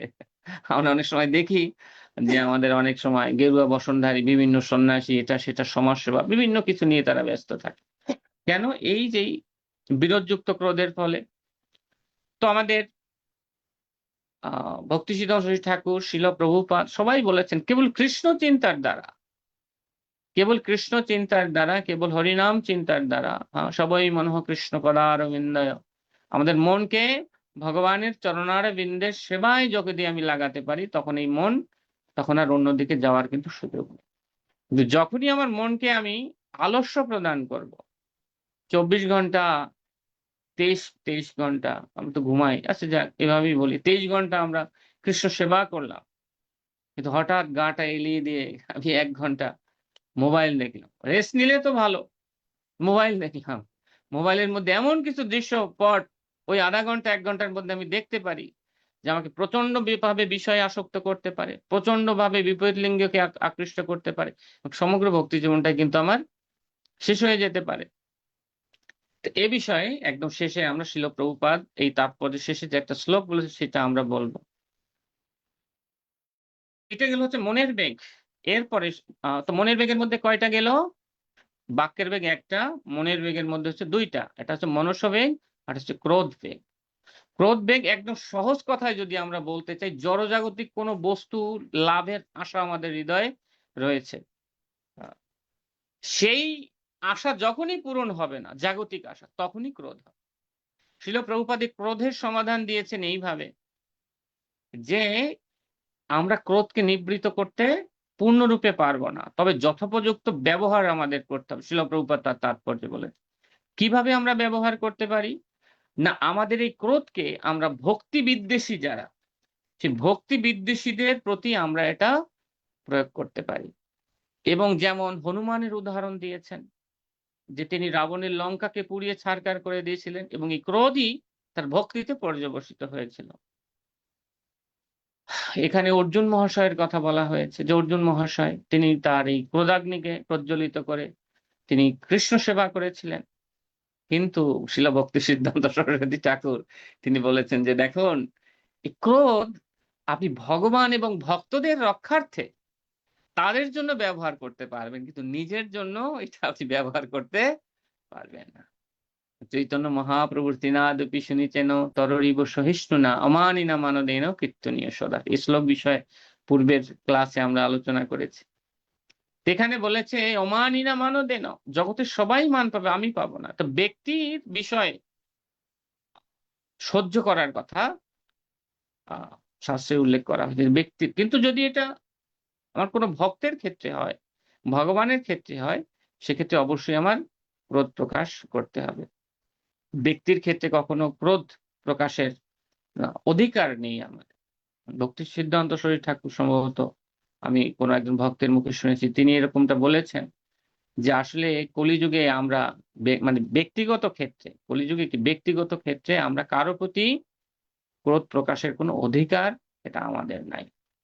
আহ, তো এইভাবে আমাদের মনের বেগকে কৃষ্ণ স্মরণের দ্বারা এবং হচ্ছে আমাদের এই ক্রোধ বেগকে আমরা কৃষ্ণ সেবার দ্বারা এভাবে আমরা ব্যবহার করতে পারি। যেমন মনকে মানুষ শূন্যে নেওয়ার জন্য খুব চেষ্টা করে, প্রভুপাদ বলছেন না, মনের বৃত্তি হচ্ছে কিছু চিন্তা করা, মনকে কখনো চিন্তাহীন রাখা যাবে না, কিন্তু শুধুমাত্র তাকে ডাইভার্ট করতে হবে। আমরা যেমন জাগতিক চিন্তা করি সেইভাবে সবসময় কৃষ্ণের জন্য আমাদের প্ল্যানিং করা দরকার। শিল প্রভুপাদ বলেছেন এক জায়গায়, কৃষ্ণকে দিনের মধ্যে প্রভুপাদ এমন বলছে 2-3 বার ড্রেসিং করো, কৃষ্ণের গলার মালাটা কি করে দেবে সে বিষয়ে তুমি সারাদিন চিন্তা করতে থাকো, তুমি রান্নাটা কিভাবে করবে, প্রচার কিভাবে করবে, এই সমস্ত কৃষ্ণ সেবা বিষয়ক চিন্তা সারাদিন তুমি করতে থাকো। তার দ্বারা আমরা এই বেগকে দমন করতে পারব। এরপরে ভক্তি সিদ্ধান্ত ঠাকুর এবং শিল প্রভুপাদ শরীরবৃত্তীয় যে ত্রিবিধ বেগের কথা তিনি উল্লেখ করেছেন, তো জিহ্বা বেগ, উদর বেগ এবং উপস্থ বেগ। তো আসলে এই জিহ্বা বেগ আমাদের রসের কোনো একটা রসের লালসায় অথবা একাধিক রসের লালসায় তারা সবসময় মত্ত থাকে, এবং এইভাবে জিহ্বা বেগকে কিন্তু আমরা দমন করতে পারি না। চৈতন্য মহাপ্রভু বলেছেন যে হয় রসের বশ, যে জিহ্বার লালসে যে ইতি উতি ধায় শিষ্ণ উদর পরায়ণ কৃষ্ণ নাহি পায়। জিহ্বার লালসার ক্ষেত্রে আবার শিল প্রভুপাদ তিনি বলেছেন যে যদি ভগবানকে নিবেদিত কোন উপাদেয় দ্রব্য হয়, ভক্ত তা অবশ্যই গ্রহণ করতে পারে, সে বিষয়ে তারা কখনো বেগের চিন্তা করবে না, তারা ভগবত প্রসাদ রূপে সেই আস্বাদ্য প্রসাদই তারা গ্রহণ করবে। ভক্তি সিদ্ধান্ত ঠাকুর আবার তিনি সাবধান করছে, কিন্তু ভালো খাওয়ার লোভে কৃষ্ণকে ভালো ভালো বস্তু নিবেদন করা তা কিন্তু জিহ্বার লালসাই পর্যবসিত হবে। এবং চৈতন্য মহাপ্রভু তিনি বলছেন যে ভালো ভালো কিছু খাওয়ার আশায় বিভিন্ন জায়গায় বৈশ্য সেবা গ্রহণ করে বেড়ানো, যে জিহ্বার লালসে যে ইতি উতি ধায়, কেন যাব সেখানে গেলে আমি ভালো মন্দ খেতে পারবো। খাওয়াটা তো সমস্যা না, কিন্তু খাওয়ার প্রতিক্রিয়াটা হচ্ছে সমস্যা। সে তো আমরা যদি এইভাবে প্রচুর পরিমাণে জিহ্বা বেগের দ্বারা তাড়িত হয়ে যদি এভাবে আমরা আহার করতে থাকি, তখন কি হবে, আমাদের এর পরের যে বেগটি উদর বেগ, আমরা যদি প্রচুর পরিমাণে প্রতিনিয়ত প্রসাদ পেতে থাকি বা যে কোনো কিছু খেতে থাকি, ভক্তিচন্দ্র ঠাকুর বলেছেন যারা অধিক পরিমাণে আহার করে তাদের শরীর সবসময় রোগ প্রবণ থাকে। আর রোগ প্রবণ থাকলে কি হবে, সকালে মঙ্গল আরতি করা, হরিনাম, কোনোটি শান্তি নেই। মানুষ এই গ্যাস্ট্রিক, এই আলসার, এই পেটের মধ্যে উদ্বেগ, এই আমার পেটে সমস্যা, এই সমস্যা, সেই সমস্যা। কারণ খাবারের মাধ্যমে, খাবার আমরা খাচ্ছি যদি ভালো করে হজম না হয়, তাহলে এই খাবার কিন্তু আমাদের বিভিন্ন ধরনের শরীরবৃত্তীয় রোগের উৎপাত তৈরি করে, যা আমাদের ভজনে অত্যন্ত সমস্যাগ্রস্ত করে। এবং যখন আমরা প্রচুর পরিমাণে উদর পরায়ণ হব, প্রচুর পরিমাণে খাবার আমরা আস্বাদন, স্বাভাবিকভাবে আমাদের উপস্থ বেগ, যেটাকে বলে সেক্সুয়াল ডিজায়ার, এগুলো আমাদের বাড়তে থাকবে এবং এগুলোকে আমরা শত চেষ্টা করে আমরা নিয়ন্ত্রণ করতে পারবো না। তাতে আমি প্রসাদ খাই আর অন্য কিছু করি। কারণ খাবারের আমি একবার ভক্তমুখে এরকম শ্রবণ করেছিলাম যে খাবারের দুইটা ইয়া আছে। যদি প্রসাদ হয়, প্রসাদের যেমন একটা আধ্যাত্মিক ক্রিয়া আছে, আবার একটি জাগতিক ক্রিয়াও আছে। যেমন কখনো কখনো অতিরিক্ত প্রসাদ খাওয়ার দ্বারা আমাদের পেটে গ্যাস হয় বা পেটে সমস্যা হতে পারে, কিন্তু প্রসাদের আধ্যাত্মিক গুণটি কি, এটা চিন্ময়ত্ব প্রাপ্ত করে। আর এর যে একটা জাগতিক ফল প্রদান করে অধিক ভোজন করার ফলে, সেটা হচ্ছে যে আমাদের শরীরবৃত্তীয় বিভিন্ন ধরনের প্রবলেম এটা আমাদের দেখা দেয়। শিল প্রভুপাদ তিনি আবার এই জিহ্বা বেগের কথা তিনি উল্লেখ করেছেন যে জিহ্বার লালসার জন্য আমরা কখনো কখনো বিভিন্ন, যেমন জড়জাগতিক মানুষ, এটা তো ভক্তদের বেলায় বলা হলো, জড়জাগতিক মানুষ তারা মাছ, মাংস, ডিম, শুক্র শনিতজাত বিভিন্ন অমেধ্য এবং ভক্তিচন্দ্র ঠাকুর তিনি উল্লেখ করেছেন যে বর্ধনশীল উদ্ভিদ, লতা, শাক, এগুলো কখনো কখনো, এবং অতি জাতীয় কোনো কিছু বর্জন, সবকিছু বর্জন, অতিরিক্ত ঝাল, অতিরিক্ত টক, আহ এরকম অতিরিক্ত তিতা এই সব কিছু বর্জন করার কথা বলা হয়, যে অতিরিক্ত কোনো কিছু এটা ভালো নয়, এটা সাধুগণ এটা পরিত্যাগ করে থাকেন। তো এইভাবে এখানে আমাদের তাম্বুল, ধূম্রপান, গাঁজা বা অন্যান্য যে সাধারণ জগৎজাগতিক মানুষ যেটা খায়, এটা সবই জিহ্বার লালসার ফলে। অ্যাকচুয়ালি শিল প্রভুপাদের সমস্ত গ্রন্থরা তো সব শ্রেণীর মানুষরা পড়ে, কিন্তু প্রভুপাদ এক্সট্রা কিছু বিষয় এখানে তাদের জন্য তিনি তুলে ধরেছেন, এক্সট্রা কিছু বর্ণনা। তো এইভাবে দেখা যায় যে আমরা, এবং হর্তুকির কথাও কিন্তু বলা হয় যে অনেকে হর্তুকি খাওয়াটা একটা নেশায় পরিণত হয়, যদিও কখনো কখনো ভক্তরা তাম্বুল হিসেবে এটাকে গ্রহণ করে। কিন্তু ভক্তিবিনোদ ঠাকুর এখানে হর্তুকির কথাও তিনি, হর্তুকি কষায়, ষড়রসের মধ্যে একটা আছে কষায়, এই কষযুক্ত, যেমন হর্তুকি, সুপারি, এগুলো হচ্ছে মানে বর্জনীয়, এখানে বিশেষভাবে বলা হয়েছে। বিশেষ করে নিয়মিত খাওয়াটা ক্ষেত্রে এটা কিন্তু বর্ণনা হয়েছে, তাম্বুল গ্রহণ করা। তো এখানে ভক্তিবিনোদ ঠাকুর, শিল প্রভুপাদ তারা উল্লেখ করেছেন যে কৃষ্ণ প্রসাদ গ্রহণের দ্বারা আমরা জিহ্বার লালসাকে নিয়ন্ত্রণ করতে পারি। কৃষ্ণ প্রসাদ মানে হচ্ছে ভগবানকে নিবেদিত প্রসাদ। কিন্তু অত্যন্ত দুঃখের বিষয় যে আমাদের মানে নিতান্ত এটা দুঃখের বিষয়, এটা আমার অনুভূতি বলছি, যে বিভিন্ন জায়গায় আমাদের একটা বিশেষ লেবাসে অনেক রেস্টুরেন্ট এটা সেটা অনেক কিছু তৈরি হচ্ছে, তো যেখানে দেখা যায় যে ভোগ নিবেদন হচ্ছে না। সে যেই তৈরি করুক, কিন্তু যদি একটু ভগবানের ভোগ নিবেদন করে দেওয়া হয়, কিন্তু আমরা কিন্তু শুধুমাত্র একটা বিশেষ সিল দেখে সেখানে কিন্তু আমরা প্রসাদ পেতে চাই। সেটা হচ্ছে ইস্কনের ভক্ত বা এরকম কোনো কিছু একটা। কিন্তু নিবেদন যে করে না ভক্তরা এমনও নয়, তো যে সমস্ত জায়গায় নিবেদন করে সেটা খেলে আমাদের জন্য ভালো। কিন্তু যদি আমরা অনিবেদিত কোনো কিছু খাই, তাহলে অনিবেদিত বস্তু খাওয়ার অপরাধেই কিন্তু আমাদের ভুগতে হবে, আমি সেটা যেখানেই খাই না কেন, যে সিল যুক্ত যেখানেই আমি এটা প্রসাদটাকে গ্রহণ করি না কেন। এটা আমাদের একটা বিশেষ দুর্দৈব। এই বিষয়ে যারা এরকম করে থাকে তাদেরও সতর্ক, একটু ভগবানকে নিবেদন করতে 2-1 মিনিটের ব্যাপার, তুলসী পাতা দিয়ে নিবেদন, এটা করা উচিত। তো এইভাবে আমরা জিহ্বা বেগ, উদর বেগ এবং সর্বোপরি হচ্ছে উপস্থ বেগের দ্বারা, যেমন চৈতন্য মহাপ্রভু বলেছেন জিহ্বার লালসা যে ইতিউতির শিষ্ণ উদর পরায়ণ। শিষ্ণ পরায়ণ মানে সেক্সুয়াল ডিজায়ারটা বেড়ে যায়, এবং এটা কেন বেড়ে যায়, কারণ তিনি উদর পরায়ণ হয়ে যান। অতি ভোজন, ওই আমরা পূর্বে বলছিলাম যে অতিরিক্ত কোনো কিছু ভালো না, অতি ভোজনটাও ভক্তদের জন্য নিতান্তই ক্ষতিকর। এই জন্য আমাদের এই বিষয়টাও কিন্তু বর্জন করে আমাদের চলতে হবে। উপস্থ বেগের ক্ষেত্রে বিশেষভাবে শিল প্রভুপাদ তার একটি তাৎপর্যে তিনি উল্লেখ করেছেন যে আমাদের 8 প্রকারের স্ত্রী সঙ্গ রয়েছে, যেটা ভক্তদের ভক্তি জীবন সংরক্ষণের জন্য অবশ্যই পালন করা উচিত।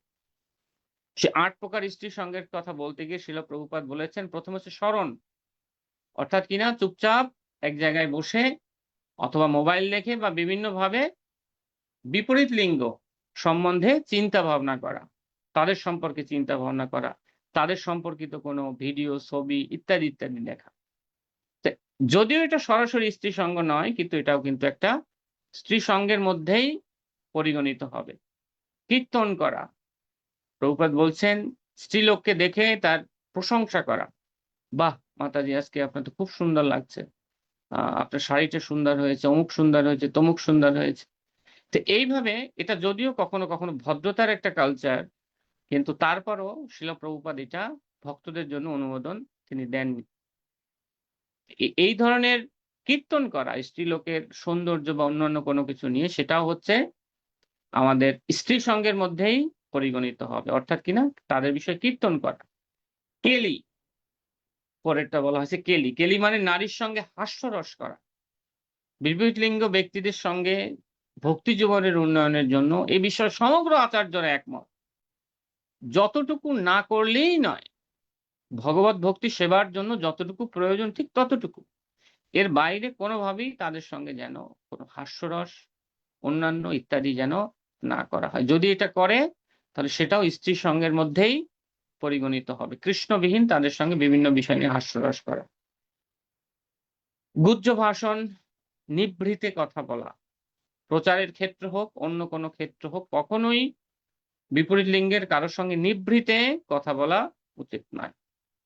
এবং এইভাবে নিভৃতে কথা বলার মাধ্যমে আমরা সহজেই কিন্তু একে অপরের প্রতি আকৃষ্ট হতে পারি। শিল প্রভুপাদ উল্লেখ করেছেন যে ভগবত ভক্তিতে বলা হয়, প্রভুপাদ উল্লেখ করেছেন যে যেমন ঘি এবং আগুন এক জায়গায় আনলে যেমন একটা ঘিটা গলে যাবে, এটাই স্বাভাবিক, এটাই স্বাভাবিক। সেক্ষেত্রে ঘি যদি বলে যে না আমি গলবো না, তাহলে এটা তো একটা ভুল প্রক্রিয়া।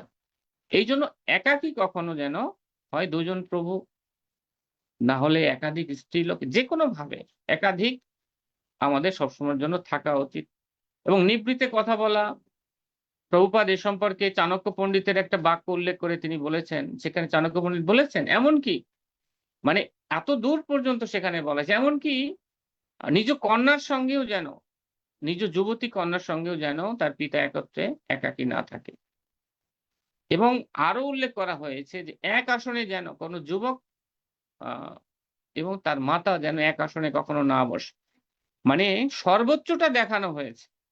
তো সেক্ষেত্রে যাতে করে আমরা সাবধান থাকতে, শিল প্রভুপাদ কিন্তু এই কথাগুলো তার বিভিন্ন ভাষ্যে উল্লেখ করেছেন। গুহ্য ভাষণ বিষয় যদি কেউ ভক্তি জীবনে উন্নতি করতে চায়, হাঁটতে চায়, তাকে এগুলো বন্ধ করতে হবে। এবং এরপরে রয়েছে হচ্ছে সংকল্প। সংকল্প মানে কোনো বিশেষ স্ত্রী লোকের প্রতি আকৃষ্ট হয়ে তার সঙ্গে মিলিত হওয়ার জন্য প্রতিজ্ঞাবদ্ধ হওয়া, না আমার জীবনে আমি তাকে চাই, এটা আরো একদম ইয়া পর্যায়ে গিয়ে হয়ে যায় এটা এরকম। অধ্যাবসায় অর্থাৎ কোনো বিশেষ স্ত্রী লোককে নিজের জীবনে পাওয়ার জন্য অত্যন্ত প্রয়াস করা।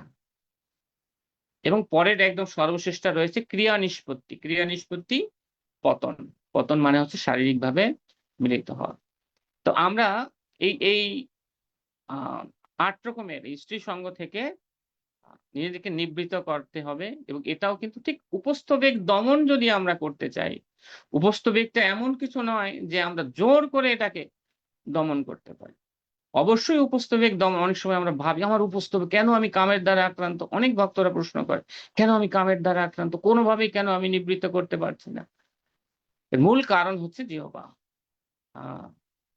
তো আমাদের রূপ গোস্বামী পাদ তিনি এক জায়গায় বলেছেন, অত শ্রীকৃষ্ণ নামাদি নহি ভবেদ গ্রাহ্যম ইন্দ্রিয়ই সেবা উন্মুখ হি জিহ্বা আদৌ স্বয়মেব স্ফুরত্তদঃ। তো এই শ্রীকৃষ্ণের নাম রূপ গুণ লীলা পরিকর এটা ইন্দ্রিয়গ্রাহ্য নয়। কিন্তু ইন্দ্রিয়গ্রাহ্য না হলেও যদি সেবা উন্মুখ হি জিহ্বা আদৌ, আমাদের অন্তত জিহ্বা, বিশেষভাবে জিহ্বা যদি কৃষ্ণ সেবায় নিযুক্ত হয়, যে প্রসাদ ছাড়া সে কিছু খাবে না, কৃষ্ণ কথা ছাড়া সে কিছু বলবে না, শুধুমাত্র 2টা প্রতিজ্ঞা তার সমগ্র ইন্দ্রিয়গুলোকে নিয়ন্ত্রণে নিয়ে আসতে পারে, যে কৃষ্ণ প্রসাদ ছাড়া সে কিছু খাবে না, কৃষ্ণ কথা ছাড়া সে কিছু বলবে না। জিহ্বা দৌ মানে বিশেষভাবে জিহ্বা ইন্দ্রিয় যদি কৃষ্ণ সেবায় লাগে, এবং দৌ অর্থে অন্যান্য ইন্দ্রিয়গুলো, তাহলে এই ইন্দ্রিয় যেটা ইন্দ্রিয়গ্রাহ্য নয় সেটাও এই ধীরে ধীরে ইন্দ্রিয়গুলো চিন্ময় হয়ে গেলে আমরা শ্রীকৃষ্ণের নাম রূপ গুণ লীলা পরিকর ইত্যাদিকে অনুভব করবো। প্রেমাঞ্জন ইচ্ছুরিত ভক্তি বিলোচনেন সন্ত সদাইব হৃদয় সুবিলকয়ন্তী, ঠিক সেইভাবে আমরাও এটাকে অনুভব করতে পারি। তো এইভাবে মূলত আমাদের শিল প্রভুপাদ ভক্তি বেদান্ত স্বামী শিল প্রভুপাদ, ভক্তি সিদ্ধান্ত সরস্বতী ঠাকুর এবং ভক্তি বিনোদ ঠাকুর, তারা যে ভাষ্যগুলো দিয়েছেন তার তাৎপর্য বললাম। প্রভু একটু স্লাইডটা যদি দয়া করে ওপেন করবেন।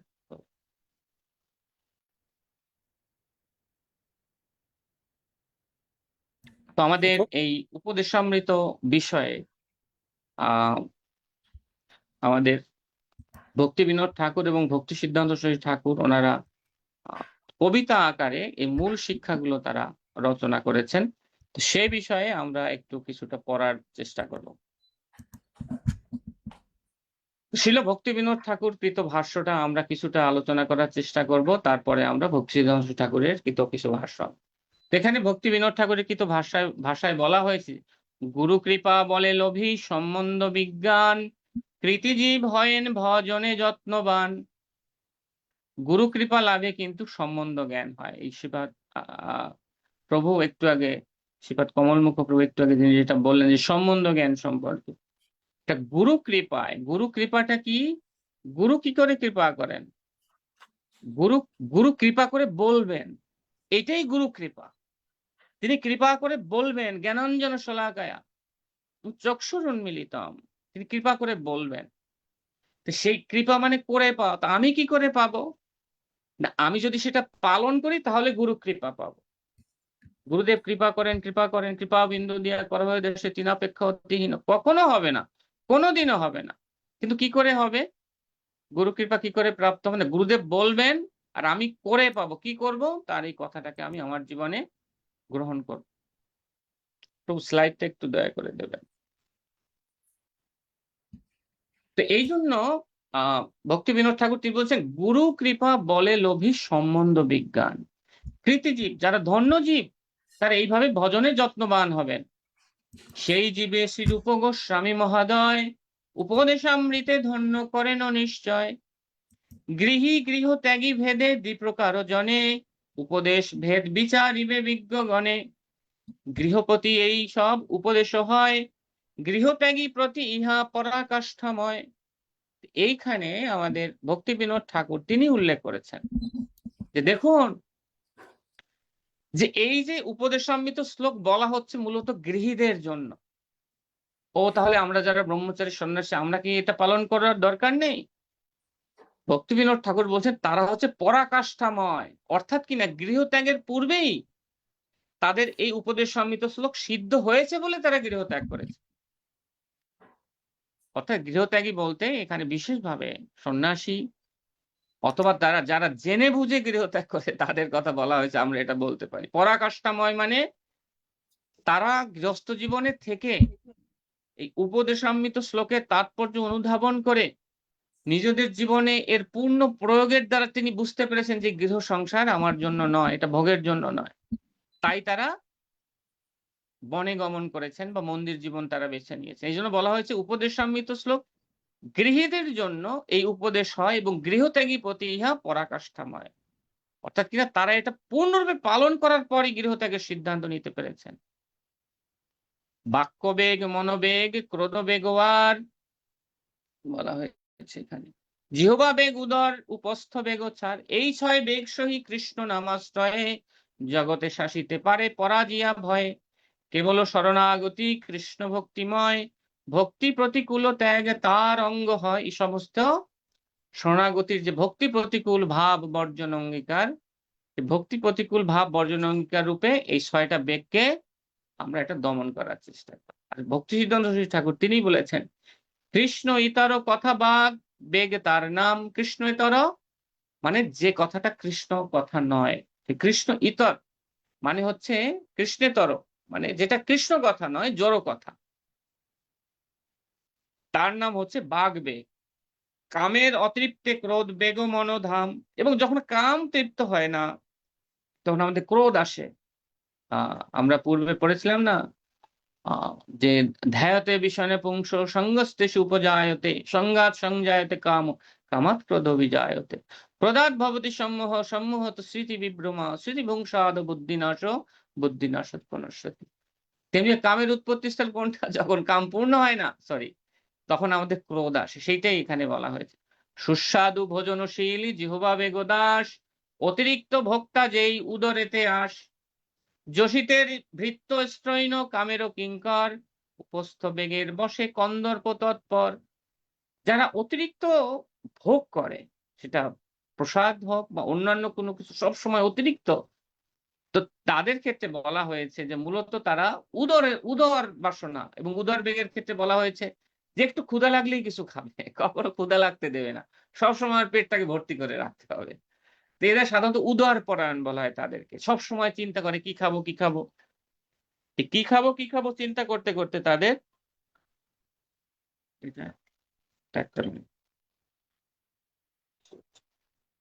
উদর বেগের কথা বিশেষভাবে বলা হয়েছে যে তারা হচ্ছে উদর বেগময়, যে কি খাবো কি খাবো সবসময় শুধু খাওয়ার চিন্তা তারা করতে থাকে। যে না, আমাদের উদর বেগকে সহ্য করতে হবে। আমরা প্রসাদ পেতে পারি, 3 বেলা ভগবানের নিবেদিত প্রসাদ, এটা আমরা আস্বাদন করেই আমরা সন্তুষ্ট থাকবো। তো সেই কথা বলা হয়েছে যে এইভাবে যারা উদর পরায়ণ তারাই কিন্তু যোশীদের সঙ্গ করে, তারা স্ত্রৈণ হয়, কারণ যেহেতু তাদের উপস্থ বেগ খুব সক্রিয়, এবং এইভাবে উপস্থ বেগের দ্বারা তারা কন্দর্প তৎপর বা কাম পরায়ণ তারা হয়ে যায়। এই 6 বেগে যার বসে সদা রয়, সেজন গোস্বামী করে পৃথিবী বিজয়। সর্বশেষ ছিল প্রভুপাদের সেই উক্তিটা আমরা এটা স্মরণ করার চেষ্টা করব। প্রভুপাদ একটা শ্লোক উল্লেখ করেছেন আহ যে প্রভুপাদ বলেছেন যে মতির্ন কৃষ্ণে পরতঃ সত্ত্ব বা মিথ অভিপদ্যে তো গৃহব্রতানাম অদান্ত গভীর বিশিতাম তমৃষম পুনঃ পুনশ্চর্বিত চর্বনাম। তো এটা মূলত একটা বিখ্যাত শ্লোক। তো সরলার্থে প্রভুপাদ বলেছেন যে ইন্দ্রিয় তর্পণই যাদের জীবনের লক্ষ্য, যাদের লক্ষ্য ইন্দ্রিয় তর্পণ করা, ব্যক্তিগত প্রচেষ্টার দ্বারা তাদের হবে না। অন্য কোনো ব্যক্তি যদি তাদেরকে সাহায্য করতে আসে, অথবা যদি সম্মিলিতভাবে অনেক লোকও তাকে কোনোভাবে সাহায্য করতে চায়, তাদের পক্ষে তারপরেও কৃষ্ণ ভাবনাময় হওয়া সম্ভব না হয়। আমার ক্ষেত্রে আমি এটা অনুভব করি, যেটা অসংযত ইন্দ্রিয়র তাড়না তাদের মায়ার অন্ধকারে নিক্ষেপ করবে, আর প্রমত্ত হয়ে তারা বারবারই চর্বিত দ্রব্যই চর্বণ করে চলবে। আমি যদি ইন্দ্রিয়কে মানে যদি আমি করার চেষ্টা, স্বরবেগকে দমন করতে চেষ্টা না করি, তাহলে আমি নিজ চেষ্টা, যেমন আমরা স্বরবেগ, আমার কথা বলি, আমার স্বরবেগ আমি দমনের চেষ্টা করছি না, কিন্তু বারবার আমি খুব কষ্ট পাই। আমার কেন কামের দ্বারা আক্রান্ত হই, কেন ক্রোধের দ্বারা আক্রান্ত হই, কেন অন্যের প্রতি মৎসর্য পরায়ণ হই? এর মুখ্য কারণ হচ্ছে স্বরবেগ। স্বরবেগ দমনের দ্বারা সম্ভব। আমি যদি স্বরবেগ দমনের চেষ্টা না করি, শুরু না করি, না আজকে থেকেই করব, এমনি এমনি কখনো এইভাবে আমার স্বরবেগ দমন হবে না। আমাকে প্রয়াস করতেই হবে, সর্বোচ্চ প্রয়াস, তার দ্বারাই এটা সম্ভব। তো অন্য কেউ যদি সাহায্য করে আমাকে, একটু হরিনাম করুন, এটা করুন, ওটা করুন, হবে না। হরিনামে মনোনিবেশ করতে পারবো না, অন্য কোনো কিছুই পারবো না, যদি স্বরবেগ দমন না হয়। এবং যদি সম্মিলিতভাবে অনেকে মিলে চেষ্টা করে, তার দ্বারাও আমার পরিবর্তন করতে পারবে না, আমি কৃষ্ণ ভাবনাময় হতে পারবো না। কেননা যখনই তাদের সঙ্গ আমি ত্যাগ করব, তখনই ইন্দ্রিয়ের তাড়নায় আমি অন্ধকারে নিক্ষিপ্ত হবে, এবং বারবার কি করবে, এভাবে জীবন নষ্ট করে চর্বিত বস্তুই চর্বণ আমরা পুনঃ পুনঃ পুনঃ পুনঃ এটা আমরা করতে থাকি। এই জন্য সর্বপ্রথম প্রয়োজন হচ্ছে আমাদের এই স্বরবেগকে দমন করা, এবং স্বরবেগকে যদি আমরা দমন করতে না পারি, কোনোভাবেই আমরা ভক্তি মন্দিরে প্রবেশ অধিকার হবে না। এটা মনে হবে যেন আমি দীক্ষিত, এবং যত দিন যাবে তত মনে হবে আমি ধীরে ধীরে আস্তে আস্তে সিনিয়র পর্যায়ে যাচ্ছি, আমার পরে অনেকে দীক্ষা নিচ্ছে। কিন্তু সত্যিকার অর্থে ভক্তি মন্দিরে প্রবেশ, সেটা কিন্তু কখনো হবে না। তাই আমাদের অবশ্যই গোস্বামী হতেই হবে, যদি আমরা ভগবত ভক্তি যাজন করার জন্য যদি প্রয়াস করি। এর অন্য কোনো বিকল্প পন্থা এটা নেই। তো এইভাবে মূলত আমাদের এই প্রথম শ্লোকের আলোচনা সমাপন করা হয়েছে। তো দ্বিতীয় শ্লোকের ক্ষেত্রে যেটা রয়েছে যে অত্যাহার প্রয়াস প্রজল্প নিয়মাগ্রহ জনসংঘর্ষ লোল্লঞ্চ সরবী ভক্তির বিনশ্যতি। আমাদের এই যে শ্রীল রূপ গোস্বামী আমাদেরকে একটার পর একটা শ্লোক বলে যাচ্ছেন, মূলত একটা ক্রম রয়েছে, যে কেউ যদি স্বরবেগকে দমন না করে, সেই দ্বিতীয় শ্লোকে প্রবেশ করতে পারবে না। কারণ প্রথমে 6টি বেগকে দমন করার পরই সে যখন ভজন মার্গে প্রবেশ করবে, ভক্তি মন্দিরে প্রবেশ করবে, তখন তার এই সমস্ত প্রসঙ্গ আসবে। যদিও এর কিছু কিছু আমাদের পূর্বের শ্লোকের সঙ্গেও একরকমের মিল রয়েছে। প্রভু এটা, সরি প্রভু, আমাদের এই স্লাইডটা না, আমি পরে যে স্লাইডটা দিয়েছিলাম আপনাকে, এটাতে একটা ভুল হয়েছে, যে অনুবাদটা পূর্বের স্লাইডেরটা চলে আসছিল। প্রভু ক্ষমা করবেন। আচ্ছা আচ্ছা, আমি এই জন্য আর একটা স্লাইড দিয়েছিলাম আপনাকে। দিয়েছেন আপনি প্রভু। তো আমাদের এই যে দ্বিতীয় শ্লোকের অত্যাহারের ক্ষেত্রে বলা হয়েছে যে অতিরিক্ত আহার গ্রহণ করা এবং অতিরিক্ত সঞ্চয় করা, দুটি আমাদের জন্য হচ্ছে অত্যন্ত ভয়ঙ্কর। অতিরিক্ত আহার করা, যখন আমরা অতিরিক্ত আহার গ্রহণ করি, এটা আমাদের ধীরে ধীরে কাম ক্রোধ লোভ মোহ মৎসর্যাদি, এগুলো কিন্তু ধীরে ধীরে আমাদেরকে বৃদ্ধির দিকে আমাদেরকে ধীরে ধীরে নিয়ে যাবে। তাই এটা আমাদের জন্য অবশ্যই নিঃসন্দেহে সমস্যা করা। তো অতিরিক্ত আহার গ্রহণ করা, আমাদের ভক্তি সিদ্ধান্ত ঠাকুর এবং শ্রীল প্রভুপাদ বলেছেন যে অতিরিক্ত সঞ্চয় করা, এটাও কিন্তু হচ্ছে এই অত্যাহারের মধ্যেই আসবে। সেক্ষেত্রে বলা হয়েছে যে যারা সন্ন্যাসী, তাদের ক্ষেত্রে বিশেষভাবে বলা হয়েছে যে তারা কোনোভাবেই, সন্ন্যাসী বা যারা হচ্ছে ব্রহ্মচারী, কোনোভাবেই তারা তাদের নিজেদের জন্য কোনো অর্থ সঞ্চয় করতে পারবে না। তাদের জন্য সঞ্চয় সম্পূর্ণরূপে নিষিদ্ধ। গৃহস্থদের ক্ষেত্রে বলা হয়েছে যে গৃহস্থ ব্যক্তিরা সঞ্চয় করতে পারে। চৈতন্য মহাপ্রভু এরকম নির্দেশনা রয়েছে, যারা গৃহস্থ তাদের সঞ্চয় থাকা চাই কুটুম্ব ভরণের জন্য। কিন্তু সেক্ষেত্রেও আমাদের আচার্যগণ সাবধান করেছেন যে গৃহী হলেও অতিরিক্ত সঞ্চয় যদি করে তাহলে সেটাও তাদের ভক্তি জীবনকে নষ্ট করে দেবে। অতিরিক্ত গৃহেও তিনি অতিরিক্ত সঞ্চয় এটা করতে পারবেন না। তো কখনো কখনো আমরা এরকম ভাবে প্র্যাকটিক্যাল চিন্তা করি।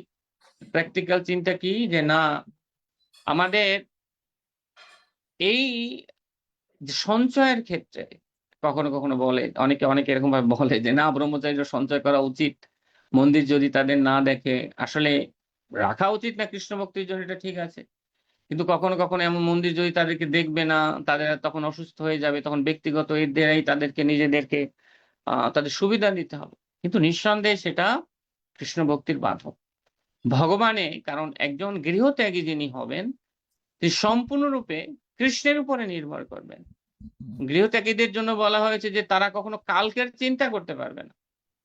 কালকে কি খাবো, কালকে সকালে কি খাবো, এটা তার চিন্তা করতে পারবে না। যদিও শিল প্রভুপাদের সোসাইটিতে আমরা আহ কেবল হরিনাম প্রচারের জন্য জনসাধারণকে আমাদের শ্রীমন্দিরে আকৃষ্ট করার জন্য আমরা প্রচার করি, সেখানে আমাদের একটা আর্থিক ডিপার্টমেন্ট থাকে, কিন্তু এখানে ব্যক্তির কথা বলা হয়েছে। আমাদের মন্দিরের অনেক সম্পদ সম্পত্তি এটা থাকতে পারে ভগবানের সেবার নিমিত্তে ব্যবহারের জন্য বিভিন্ন সময়, কিন্তু ব্যক্তিগত ক্ষেত্রে সবারই উচিত সঞ্চয়হীন ভাবেই, বিশেষ করে যারা গৃহত্যাগী তাদের জন্য সঞ্চয়হীন ভাবে তাদেরকে থাকা। তারা এটা সঞ্চয় করতে, তাদের এটা অধিকার নেই, এই আশ্রমের জন্য তাদের অধিকার নেই। কিন্তু গৃহ ব্যক্তি সঞ্চয় করলেও তিনি একটা নির্দিষ্ট পরিমাণ সঞ্চয় তিনি করতে পারবেন, এর অতিরিক্ত সঞ্চয় তিনি করতে পারবেন না। তো এইভাবে অত্যাহারের প্রসঙ্গ দেওয়া হয়েছে। এরপর হচ্ছে প্রয়াস। প্রয়াস হচ্ছে পার্থিব সম্পদ, জড়জাগতিক বস্তু ইত্যাদি লাভের জন্য অত্যন্ত চেষ্টা করা। তো এইভাবে পার্থিব সম্পদ বা জড়জাগতিক বস্তু লাভের জন্য কখনো কখনো দেখা যায় যে আমরা অনেক চেষ্টা করি। বিশেষ করে ভক্তি সিদ্ধান্ত ঠাকুর তিনি কর্মীদের, আমরা পূর্বে বলেছিলাম যে তিনি প্রায়শই তিনি কর্মীদের বর্ণনা তিনি দিয়েছেন, যে কর্মীরা এইভাবে তাদের সমগ্র জীবনে তারা চেষ্টা করে যে কি করে তারা এইভাবে তাদের কর্মের দ্বারা তারা নিজেরা ভালো থাকবে বা ভালো খাবে, বা জড়জগৎকে তারা কিভাবে ভোগ করতে পারে। এবং যারা হচ্ছে নির্বিশেষবাদী তারাও সবসময়ের জন্য কর্মতৎপর হয়, এইভাবে চেষ্টা তৎপর হয়। যে কি আমরা পূর্বে যেটা উল্লেখ করেছিলাম যে এই নির্বিশেষবাদকেই জগতে প্রতিষ্ঠা করার জন্য, অথবা হচ্ছে যে বিন্দুর ধ্যান করার জন্য এইভাবে তারা সবসময় প্রয়াসময় থাকে। আর যারা ভোগী কর্মীদের কথা বিশেষভাবে, জ্ঞানীরা সবসময়ের জন্য কিসের প্রয়াস করে, নূতন নূতন জ্ঞানের অন্বেষণ তারা সবসময়ের জন্য করতে থাকে এবং জ্ঞানের আলোচনায় তারা করতে থাকে। এইভাবে তারা তাদের জীবনটাকে প্রয়াস করে, অনর্থক প্রয়াস করে তাদের জীবনটাকে তারা পূর্ণরূপে নষ্ট করে দেয়। এরপরে রয়েছে হচ্ছে প্রজল্প। একটু সংক্ষিপ্ত ভাবে যাচ্ছি আমাদের সময়ের জন্য। প্রজল্প হচ্ছে সবচেয়ে ভয়ানক। পূর্বে আমরা বাক্যের বেগে এই বিষয়ে আমরা অনেক আলোচনা এটা আমরা করেছি। তো প্রজল্প করা মানে হচ্ছে কৃষ্ণ কথাবিহীন জড়জাগতিক কথা বলা। তো এটা ভক্তদের জন্য হচ্ছে খুব বিনাশদায়ক। আমরা যদি এখানে দেখি যে উপদেশামৃত শ্লোকের মধ্যে কোনটা করা যাবে এবং কোনটা করা যাবে না, এই দুই ক্ষেত্রেই জিহ্বার ব্যবহার কিন্তু সবচেয়ে বেশি। আমরা প্রথম শ্লোকে জিহ্বার ব্যবহার দেখেছি বাক্যের বেগের মধ্যে, জিহ্বা বেগের মধ্যে, এবং উদর উপস্থ বেগ এটা জিহ্বাকে কেন্দ্র করেই কিন্তু হয়। আবার এইখানে জিহ্বা বেগকে কেন্দ্র করে অত্যাহার করা, প্রয়াসও কখনো কখনো জিহ্বা বেগকে কেন্দ্র করেই হয়, এবং লোলঞ্চ কখনো কখনো জিহ্বা বেগকে কেন্দ্র করে হয়। তো এইভাবে আমরা দেখি যে জিহ্বা বেগ বহু জায়গায় কিন্তু স্পর্শ করা হয়েছে, অর্থাৎ এই ব্যক্তি কিন্তু সবচেয়ে ভয়ঙ্কর। তো আসলে ভক্তি জীবনে এসে আমরা পূর্বে যেটা বলেছিলাম যে আমরা ধীরে ধীরে বৈষ্ণব অপরাধের দিকে যেতে থাকি। তো ভক্তি জীবনে আসার পরে আহ এরকম আমরা দেখি যে ঠিক আমরা জড়জাগতিক জীবনে মানুষের সঙ্গে অনেক কথা বলতাম, এবং ভক্তি জীবনে আসার পর সেই অভ্যাসটাকে কিন্তু আমরা সহজে ত্যাগ করতে পারি না, যার কারণে আমরাও প্রচুর পরিমাণে কথা বলতে থাকি। বিশেষ করে সবচেয়ে বড় যে সমস্যাটা সেটা হচ্ছে জপমালা হাতে নিয়ে গল্প করা।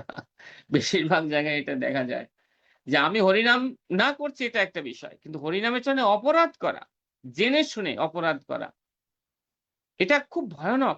শাস্ত্রে বলা হয়েছে যে সবচেয়ে ভয়ানক হচ্ছে না হরিনামের চরণে অপরাধ। এটা সহজে যায়ই না। এবং হরিনামের চরণে অপরাধের মধ্যে সবচেয়ে গুরুত্বপূর্ণটা হচ্ছে বৈষ্ণব অপরাধ। তো এইভাবে দেখা যায়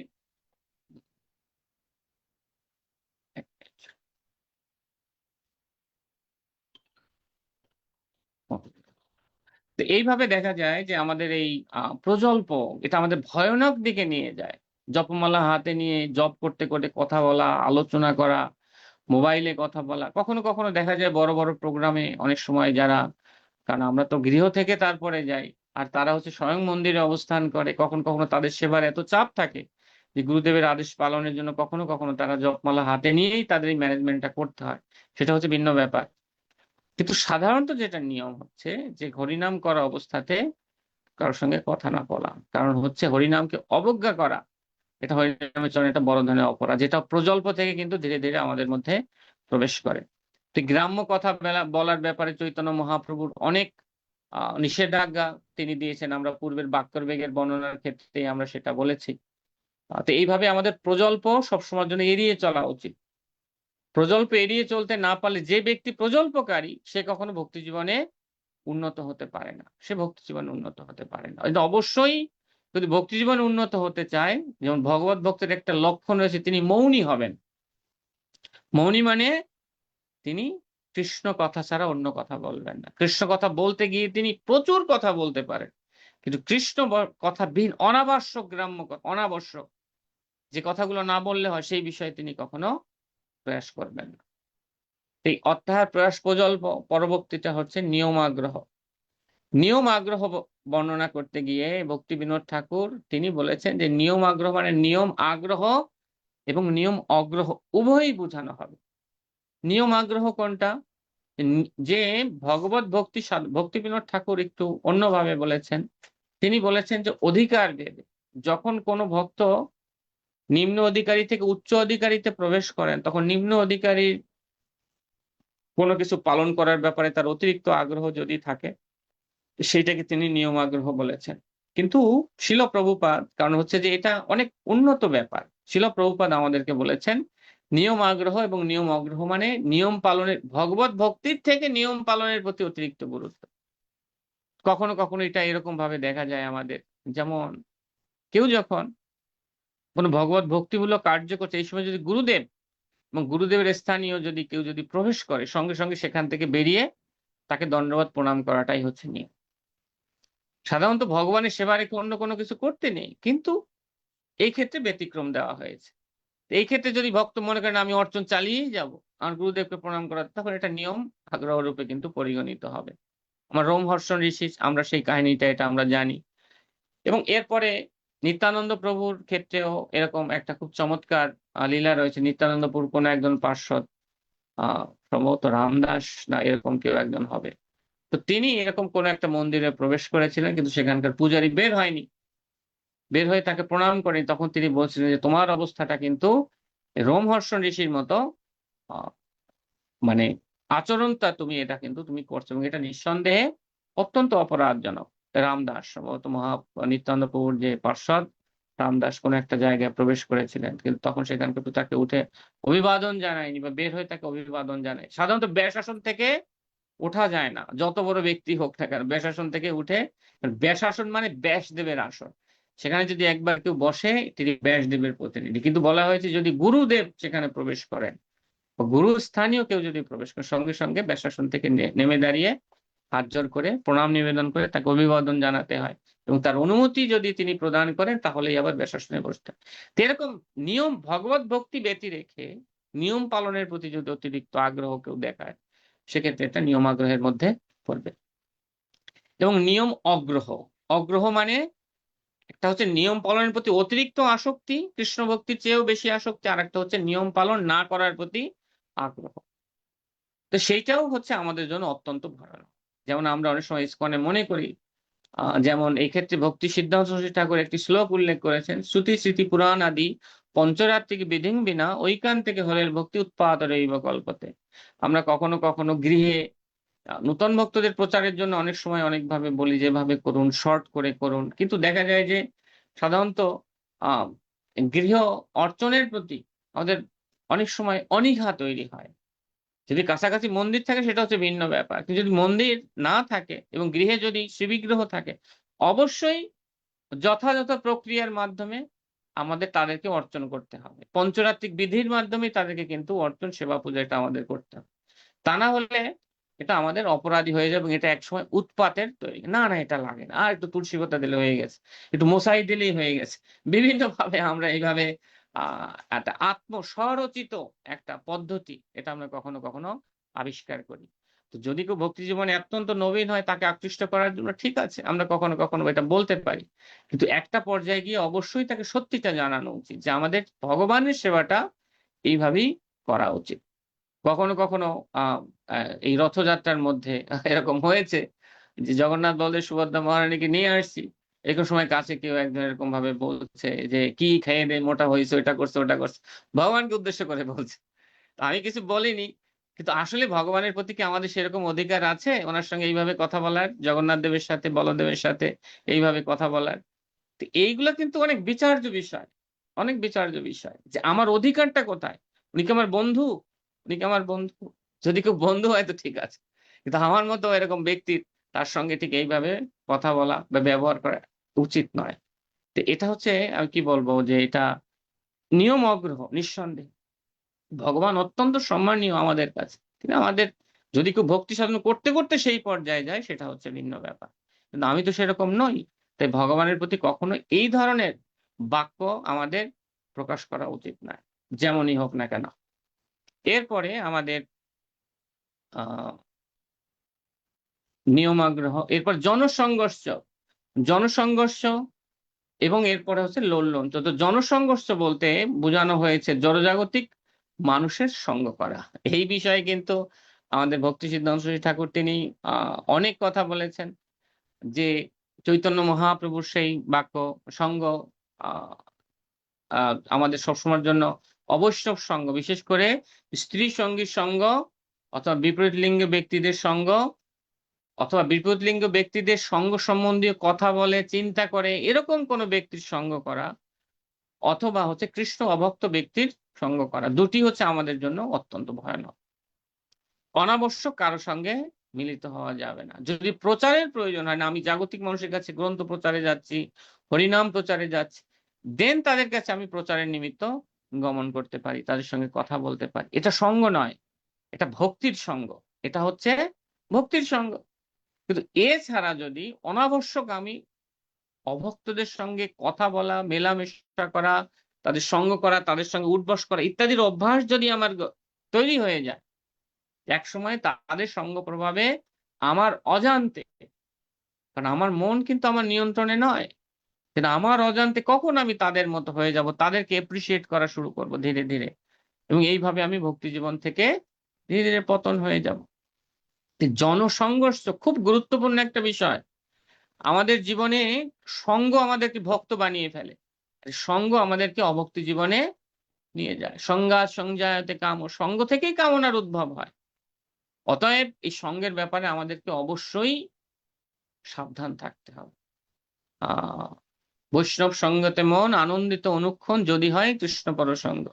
যদি কৃষ্ণ প্রসঙ্গ না থাকে, ভক্ত সঙ্গের মধ্যে যদি অন্য কোনো প্রসঙ্গ ঢুকে যায়, অন্য কোনো আলোচনা, অন্য কোনো কিছু, সঙ্গে সঙ্গে সেটাও কিন্তু আমাদের জন্য অভক্তচিত মনোভাব এটা কিন্তু বিস্তার করবে। এই জন্য ভক্ত সঙ্গে থাকাটা বড় কথা নয়, বড় কথা হচ্ছে ভক্তর সঙ্গে কি নিয়ে আলোচনা হচ্ছে।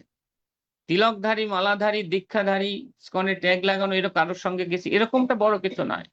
বড় কথা হচ্ছে যে অবশ্যই স্বজাতীয় ভক্তের সঙ্গে আমি থাকবো, কিন্তু সেখানে কি নিয়ে আলোচনা হবে, তাদের মনোভাবটা কি, এটা কি আমাদেরকে কৃষ্ণ ভক্তিতে কি আমাদেরকে জাগৃত করছে, ভক্তিতে উন্নয়ন করছে, দেন এটা ঠিক আছে। কিন্তু যদি এটা অভক্তচিত কোনো কিছু হয়, তাহলে এটা ভালো নয়, যেভাবেই আমরা থাকি না কেন। তো এটা তো হচ্ছে জড়জাগতিক সঙ্গের কথা বললাম। যে জড়জাগতিক ব্যক্তি, বিপরীত লিঙ্গের কারো সঙ্গ, এবং এইভাবে আমরা তথাকথিত যেটা ক্ষতি আমার জন্য, ভক্তি জীবন উন্নয়নের জন্য এমন সকল সঙ্গ কিন্তু আমাকে পরিত্যাগ করেই চলতে হবে। তা না হলে ভক্তি জীবনে উন্নয়ন সম্ভব নয়। উন্নয়ন সম্ভব নয়। যেকোনো ভাবে মায়া আমার কাছে ঢুকে যেতে পারে। আমরা এইজন্য কলিযুগের আগে অনেকগুলো লীলা হয়েছে, তার মধ্যে একটা রামচন্দ্রের লীলা। রাবণ কিন্তু দস্যু বেশে আসেনি, তাকে চিহ্নিত করা যে এ হচ্ছে দস্যু না, কিন্তু ভক্ত বেশে এসেছেন। কলি আমাদের কাছে কিন্তু ভক্ত বেশে কিন্তু ধীরে ধীরে ধীরে ধীরে প্রবেশ করছে। আমরা দেখি যে যদিও গুরুবর্গদের নিষেধ রয়েছে, এখন মাশরুম এটা সেটা মানুষ অ্যাভেলেবেল, অনেক ভক্তরা এটা তারা গ্রহণ করছে। আহ কিন্তু এটা ভক্তচিত্ত নয়, ভক্তচিত্ত নয়, অভক্তচিত্ত অনেক আচার আচরণ আমরা দেখি এটা করছে। অনেকেই অনেকভাবে ডাইভার্ট হয়ে যাচ্ছে। কেউ দেবতা পূজা করছে, কেউ শনির পূজা করছে, কেউ লক্ষ্মী দেবীর পূজা করছে। বিভিন্ন জায়গায় এরকম শোনা যায়। আমাদের ভক্তরা সঙ্গে গেলে সে ধীরে ধীরে বোঝা না, ঠিক আছে, আহ এটা তো করা উচিত, এটা তো আমরা তো এর বাইরে নয়। আমরা তার কাছে জড়জাগতিক বিদ্যা, আমরা জড়জাগতিক বিদ্যা চেয়ে তার মাধ্যমে কৃষ্ণ সেবা করতে পারি। লক্ষ্মী দেবীর কাছে ধন চেয়ে তা দিয়ে আমরা কৃষ্ণ সেবা করতে পারি। বিভিন্ন যুক্তি তর্ক, যেটা হচ্ছে সকল্পিত, কিন্তু অন্যাবিলাসিতা শূন্যম, কৃষ্ণ শরণাগতি, এই প্রসঙ্গগুলো কিন্তু তখন গুরুত্ব পায় না।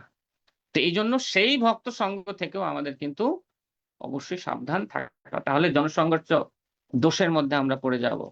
আর একটা হচ্ছে লোল্লঞ্চ। লোল্লঞ্চ যে জড়জাগতিক যেমন প্রয়াসের কথা আমরা বলছিলাম, তো প্রয়াসের শুরুটা হয় মূলত লোল্লঞ্চ বা লোভ থেকে। জড়জাগতিক ভোগ বিলাসের প্রতি যদি আমাদের অতিরিক্ত লোভ, সেটাও আমাদেরকে ধীরে ধীরে ভক্তিহীনতার দিকে কিন্তু নিয়ে যায়, এবং একসময় আমরা আমাদের ভগবত ভক্তিকে হারিয়ে ফেলি। এই জন্য জড়জাগতিক কামনা বাসনা অলরেডি যা অর্জন হয়েছে তো হয়েছে, এগুলো দূর করার জন্য চেষ্টা করি। কিন্তু অনাবশ্যক বিভিন্ন টিভি, নাটক, সিনেমা, অনাবশ্যক ফেসবুক, অনাবশ্যক কোনো এটা সেটা হিজিবিজি এগুলো দেখে অতিরিক্ত জড়জাগতিক মানুষের সঙ্গ করে নতুন করে আর কোনো কামনা বাসনার দ্বারা যেন আমি আকৃষ্ট না হই, তখন সেটাও কিন্তু হস্তি স্নানের মতো হয়ে যাবে আমার জন্য। তো এই জন্য হচ্ছে লোল্লঞ্চ বা লোভ ইয়াটাকেও আমাদের এটাকে দমন করে আমাদের রাখতে হবে। তো এইভাবে বলা হয়েছে সরভি ভক্তির বিনশ্যতি, এই 6টা আমাদের ভক্তি জীবনকে নষ্ট করে দেয়। অতএব এই 6টা আমাদের ভালোভাবে মান্য করে এটা আমাদের চলতে হবে। কিভাবে চলতে পারবো? আমরা অত্যাহার না করে মিত আহার করব। শিল প্রভুপাদ বলেছেন শরীর সুস্থ রাখতে হলে আমার পেটের 3 ভাগের অর্ধেকটা খাবারের দ্বারা, 3 ভাগের বাকি 2 ভাগের অর্ধেকটা হচ্ছে আমাদের জলের দ্বারা, এবং 1 ভাগ খালি রাখার কথা বলা হয়েছে। যদি আমি সুস্থ থাকতে চাই, দীর্ঘদিন ভজন করে বাঁচতে চাই, সকালবেলা মঙ্গলবার চতুর্বার নির্বিঘ্নে জপ করবো, আমার গ্যাস হবে না, এটা হবে না, ওটা হবে না, তাহলে প্রভুপাদের ওই নিয়মের দিকেই কিন্তু আমাদের যেতে হবে। মানে আমি যদি রাতের বেলা ভুনা খিচুড়ি, এরকম পুষ্পান্ন এটা সেটা খাই, সকালবেলা উঠে আমার বারবার এরকম সমস্যা হবে, এটাই স্বাভাবিক। তো কে ভক্তি জীবনকে নষ্ট করছে? আমি আমার ভক্তি জীবনকে ইচ্ছাকৃত ভাবে নষ্ট করছি, এটা অন্য কেউ করছে না। এটা অতিরিক্ত আহার, অতিরিক্ত সঞ্চয়ের মনোভাব যদি হয়, কৃষ্ণ ভক্তিকে ব্যতি রেখে, কে কার খোঁজ নেয়, কি ষোলমালা জপ করছে, কে করছে না, শুধু দেখছে আমি দীক্ষিত, আমি সিনিয়র, আমি এই আমার কোয়ালিটি আছে, সেভাবে আমি যাই। কিন্তু আমি যে এইভাবে যে টাকা ইনকামের পিছনে যে ছুটছি, আমার যে নিত্য ভজন সাধনকে ব্যতি রেখে, এটা কিন্তু কেউ দেখছে না। এটাও কিসের ফল? অতিরিক্ত প্রয়াসের ফল। অতএব আমি যদি কৃষ্ণ ভক্ত হতে চাই, তাহলে অবশ্যই ওই যথা লাভে সন্তুষ্ট। এটা যেমন গৃহত্যাগীদের জন্য এবং গৃহীদের জন্য, যথালাভে সন্তুষ্ট গৃহত্যাগীদের জন্য কৃষ্ণ আমার জন্য আজকে যা জুগিয়েছেন তাই, আর গৃহীদের জন্য যে কৃষ্ণ আমার চাকরির মাধ্যমে, ব্যবসার মাধ্যমে যতটুকু অর্জন করেছে ব্যাস, অতিরিক্ত অর্জনের জন্য, উপার্জনের জন্য আমি প্রয়াস করব না। আমি কেবল কৃষ্ণ ভক্তির জন্য যতটুকু ভগবান আমাকে যে পেশা দিই, এইটুকু নিয়ে আমি সন্তুষ্ট থাকি, এবং আমি বাকি সময়টা কৃষ্ণ সেবায় লাগাই। যেমন শিল প্রভুপাদের বাবা, তিনি এরকম ভাবে ব্যবসা করতেন। এরকম রয়েছে চৈতন্য মহাপ্রভুর অনেক আহ, যারা পার্ষদ ছিল তারা অনেকে কিছু করতেন, আবার অনেকেই এরকম ভাবে তারা করতেন, বিভিন্ন কিছু ছোটখাটো কিছু করতেন। তো এইভাবে আমরা প্রয়াস বন্ধ করতে পারি। প্রজল্প, এটা প্রতিজ্ঞা নিতেই হবে। ভগবত ধামে যেতে হলে প্রতিজ্ঞা নিতে হবে, আর যদি কেউ যেতে না চায় তার জন্য হচ্ছে ভিন্ন ব্যাপার, যে কৃষ্ণ কথা ছাড়া আমি সবসময় মৌন থাকবো। তো প্রকৃত মৌনতা হচ্ছে এইটা, যে কৃষ্ণ কথা ছাড়া কিছু না বলা, কৃষ্ণ প্রসাদ ছাড়া কোনো কিছু না খাওয়া। এটা হচ্ছে জিহ্বা ব্রত ধারণ করা একটা আরকি। তো এইভাবে অর্থাৎ প্রয়াস প্রজল্প আমরা বন্ধ করতে পারি। আ এবং যখনই আমি জাগতিক মানুষের সাথে কাছে যাবো, কিন্তু আমার খোঁচাতে থাকবে। এই তো দেখছেন কিভাবে এই রাষ্ট্র ক্ষমতায় এসেছে, তো ওখানে কি হচ্ছে, তো সেখানে কি হচ্ছে। এইভাবে প্রকল্পের দিকে আমাকে নিয়ে যাবে। অতএব তাদের সঙ্গ, কেবল প্রচার ছাড়া তাদের সঙ্গটা না করার দিকে আমাদের চেষ্টা করতে হবে। নিয়মাগ্রহ, নিয়মগ্রহ, আ নিয়ম পালন করব কি করব না, কতটুকু করব, অবশ্যই গুরু, দেব, শিক্ষাগুরু, দীক্ষাগুরু আমাদেরকে যেভাবে শিখিয়েছেন ওইভাবেই আমাদের কষ্ট হোক, যা হোক আমাকে ওইভাবে অনুসরণ করতে হবে। তাহলে নিয়ম আগ্রহ এবং অগ্রহ কোনটির প্রভাব বিস্তারের দিকে আমি যাব না। আমরা যদি আ ভরত মহারাজের কথা চিন্তা করি, যে তিনি নিয়ম আগ্রহ, অগ্রহ দুটোই কিন্তু তার ক্ষেত্রে হয়েছিল। ১ম এ নিয়ম আগ্রহ, না, না, জীব এ কৃষ্ণ অধিষ্ঠান তাতে রয়েছে, আমার হেল্প করা উচিত। নিয়ম আগ্রহ। আর অগ্রহ কোনটা? শেষ পর্যন্ত তিনি ভজন সাধনেই কিন্তু ভুলক্রমে, যেহেতু তার সেখানে শিক্ষাগুরু, দীক্ষাগুরু কেউ ছিল না। তো আমাদের ইসকনে তো কত এরকম রয়েছে আমাদের পথপ্রদর্শক, তাদের কাছে আমরা প্রশ্ন করতে পারি। আমরা তাদের কাছে শুনতে পারি, তাদের আনুগত্যে কৃষ্ণ সেবা করতে পারি। এইভাবে আমরা নিজেদের এই নিয়মাগ্রহ আর জনসংঘর্ষ, অর্থাৎ কিনা হচ্ছে আমরা ভক্ত সঙ্গ করতে চাই। কোন ভক্তের সঙ্গ করতে চাই? যেখানে শুদ্ধ ভক্তি আছে। সেই শুদ্ধ ভক্তির শুদ্ধ ভক্ত সঙ্গ আমরা এটা করতে চাই। এইভাবেই আমরা নিজেরা উন্নত হব। বাকি সময়টা আমি কৃষ্ণ সেবা, কৃষ্ণ নাম নিয়েই থাকবো। অন্য কোনো কিছু না। গ্রন্থ অধ্যয়ন নিয়ে থাকবো। আর হচ্ছে লোলঞ্চ সর্বশেষ জড়জাগতিক ভোগবিলাস, যত কিছু যা হয়েছে, শুয়ে, শুয়ে যদি অলস সময় কাটাই, সেই চিন্তাগুলো আসবে। কি, কি হারিয়ে ফেললাম ভক্তি জীবনে এসে, আর কি, কি আসলো। হারিয়ে যাওয়ার চিন্তাটাই বেশি আসবে। তাই সবসময় কাম কৃষ্ণ কর্মার্পণে, যদি কৃষ্ণ কর্ম নিয়ে ব্যস্ত থাকি, ধীরে, ধীরে আমার এই কামনা বাসনারূপ লোভ লালসাগুলো ধীরে, ধীরে বর্জন হতে থাকবে। এইভাবে আমি এই ৬ টাকে বর্জন, এটা আমি করতে পারবো। প্রভু, আমি একটু জাস্ট গীতিগুলো একটু পড়তে চাই। যদি স্লাইডটা দয়া করে আবার একটু দেন। খুব সংক্ষেপে গীতিগুলা পড়ে আমি শেষ করব। ভক্তিবিনোদ ঠাকুর তিনি বলেছেন, অত্যাহার প্রয়াস প্রজল্প জনসঙ্গ, লোল্লাদি নিয়মাগ্রহ হলে ভক্তি ভঙ্গ। গৃহত্যাগী জনের সঞ্চয় অত্যাহার। এখানে বলছে গৃহত্যাগীদের জন্য সঞ্চয় করা, কিঞ্চিত মাত্র সঞ্চয় করাটা হচ্ছে তাদের জন্য অত্যাহার। এটা করা যাবে না। যদি করতে হয়, গৃহস্থ জীবনে প্রবেশ করতে হবে। আর ওখানে গিয়ে এটা করাই যাবে না। কোনো যুক্তি তর্কই এখানে চলে না। এবং যারা গৃহী বৈষ্ণব, তাদের ক্ষেত্রে কোনো যুক্তি তর্ক চলে না অতিরিক্ত সঞ্চয়ের জন্য। না, আমি প্রভুপাদের জন্য, আমি কৃষ্ণের জন্য করছি অধিক সঞ্চয়। ভগবান ভিখারি হয়ে যাননি, যে তিনি লক্ষ্মীপতি, যে না আমাকে তিনি সঞ্চয় করতে বলেছেন। আমার গুরুদেব, আমার শিক্ষাগুরু, দীক্ষাগুরু, যার আনুগত্যে আমি রয়েছি, তার কাছে আমি প্রশ্ন করতে পারি যদি আমার অধিক সঞ্চয়ের এরকম কোনো বিষয় থাকে। অথবা আমরা শাস্ত্র যুক্তি মেনে নিজেদের জীবনে পালন করতে পারি, যে না, আমার বেঁচে থাকার জন্য, পরিবার প্রতিপালনের জন্য, বা আমাকে কৃষ্ণ যে পেশায় রেখেছেন, ঠিক সেই পেশাটুকুই আমার জীবনের সবকিছু। এর বাইরে আমি আর সময় দিতে চাই না। বাকি সমস্ত সময়টুকু আমি কেবলই কৃষ্ণকে দেব, গুরু বৈষ্ণবের জন্য দেব। তাহলে এটা আমার অধিক সঞ্চয় আমার গৃহী হিসাবে করতে হবে না। তখন আমি কৃষ্ণ সেবাময় জীবনযাপন করতে পারবো। এখানে বলছে অধিক সঞ্চয় গৃহী বৈষ্ণবেরও ছাড়, ভক্তি অনুকূল নয় যেসব উদ্যম, প্রয়াস নামেতে তার প্রকাশ বিষম। যেগুলো ভক্তি অনুকূল নয়, সেই সব বিষয়ে উদ্যম গ্রহণ করা, সেটাও এক ধরনের প্রয়াস। এটা করা যাবে না। প্রয়াস, আচ্ছা। গ্রাম্য কথা প্রজল্প নামেতে পরিচয়, মতের চাঞ্চল্য লোল্য অসৎ তৃষ্ণাময়। লোল্য কোনটা? অসৎ তৃষ্ণা থেকে মূলত লোল্য বা লোভের উৎপত্তি হয়। অসৎ তৃষ্ণা জড়জাগতিক ভোগবিলাসের প্রতি যে সমস্ত তৃষ্ণা, কৃষ্ণ তৃষ্ণাবিহীন অন্য সকল তৃষ্ণাই হচ্ছে অসৎ তৃষ্ণা। বিষয়ী যোষিত সঙ্গী, তৎসঙ্গী আর মায়াবাদী ধর্মধ্বজী নাস্তিক প্রকার। সেসব অসৎ সঙ্গ ভক্তি হানিকর, বিশেষ যতনে সেই সঙ্গ পরিহর। বিষয় সঙ্গ করা যাবে না, যোষিত সঙ্গীর সঙ্গ করা যাবে না, যোষিতের সঙ্গ করা যাবে না, মায়াবাদীর সঙ্গ করা যাবে না, ধর্মধ্বজির সঙ্গ করা যাবে না। ধর্মধ্বজি মানে যারা ধর্ম বিক্রি করে খায়। এই যে ধর্ম, এই যে ভগবানের সেবার জন্য দিয়ে ভক্তি সিদ্ধান্ত ঠাকুর এটাকে বলেছে শালিগ্রাম দিয়ে বাদাম ভাঙা। ভগবানকে দেখিয়ে অর্থ উপার্জন করে নিজের ভোগের নিমিত্ত সেটাকে ব্যবহার করা, এটা করা যাবে না, এবং যারা এটা করে তাদের সঙ্গ করা যাবে না।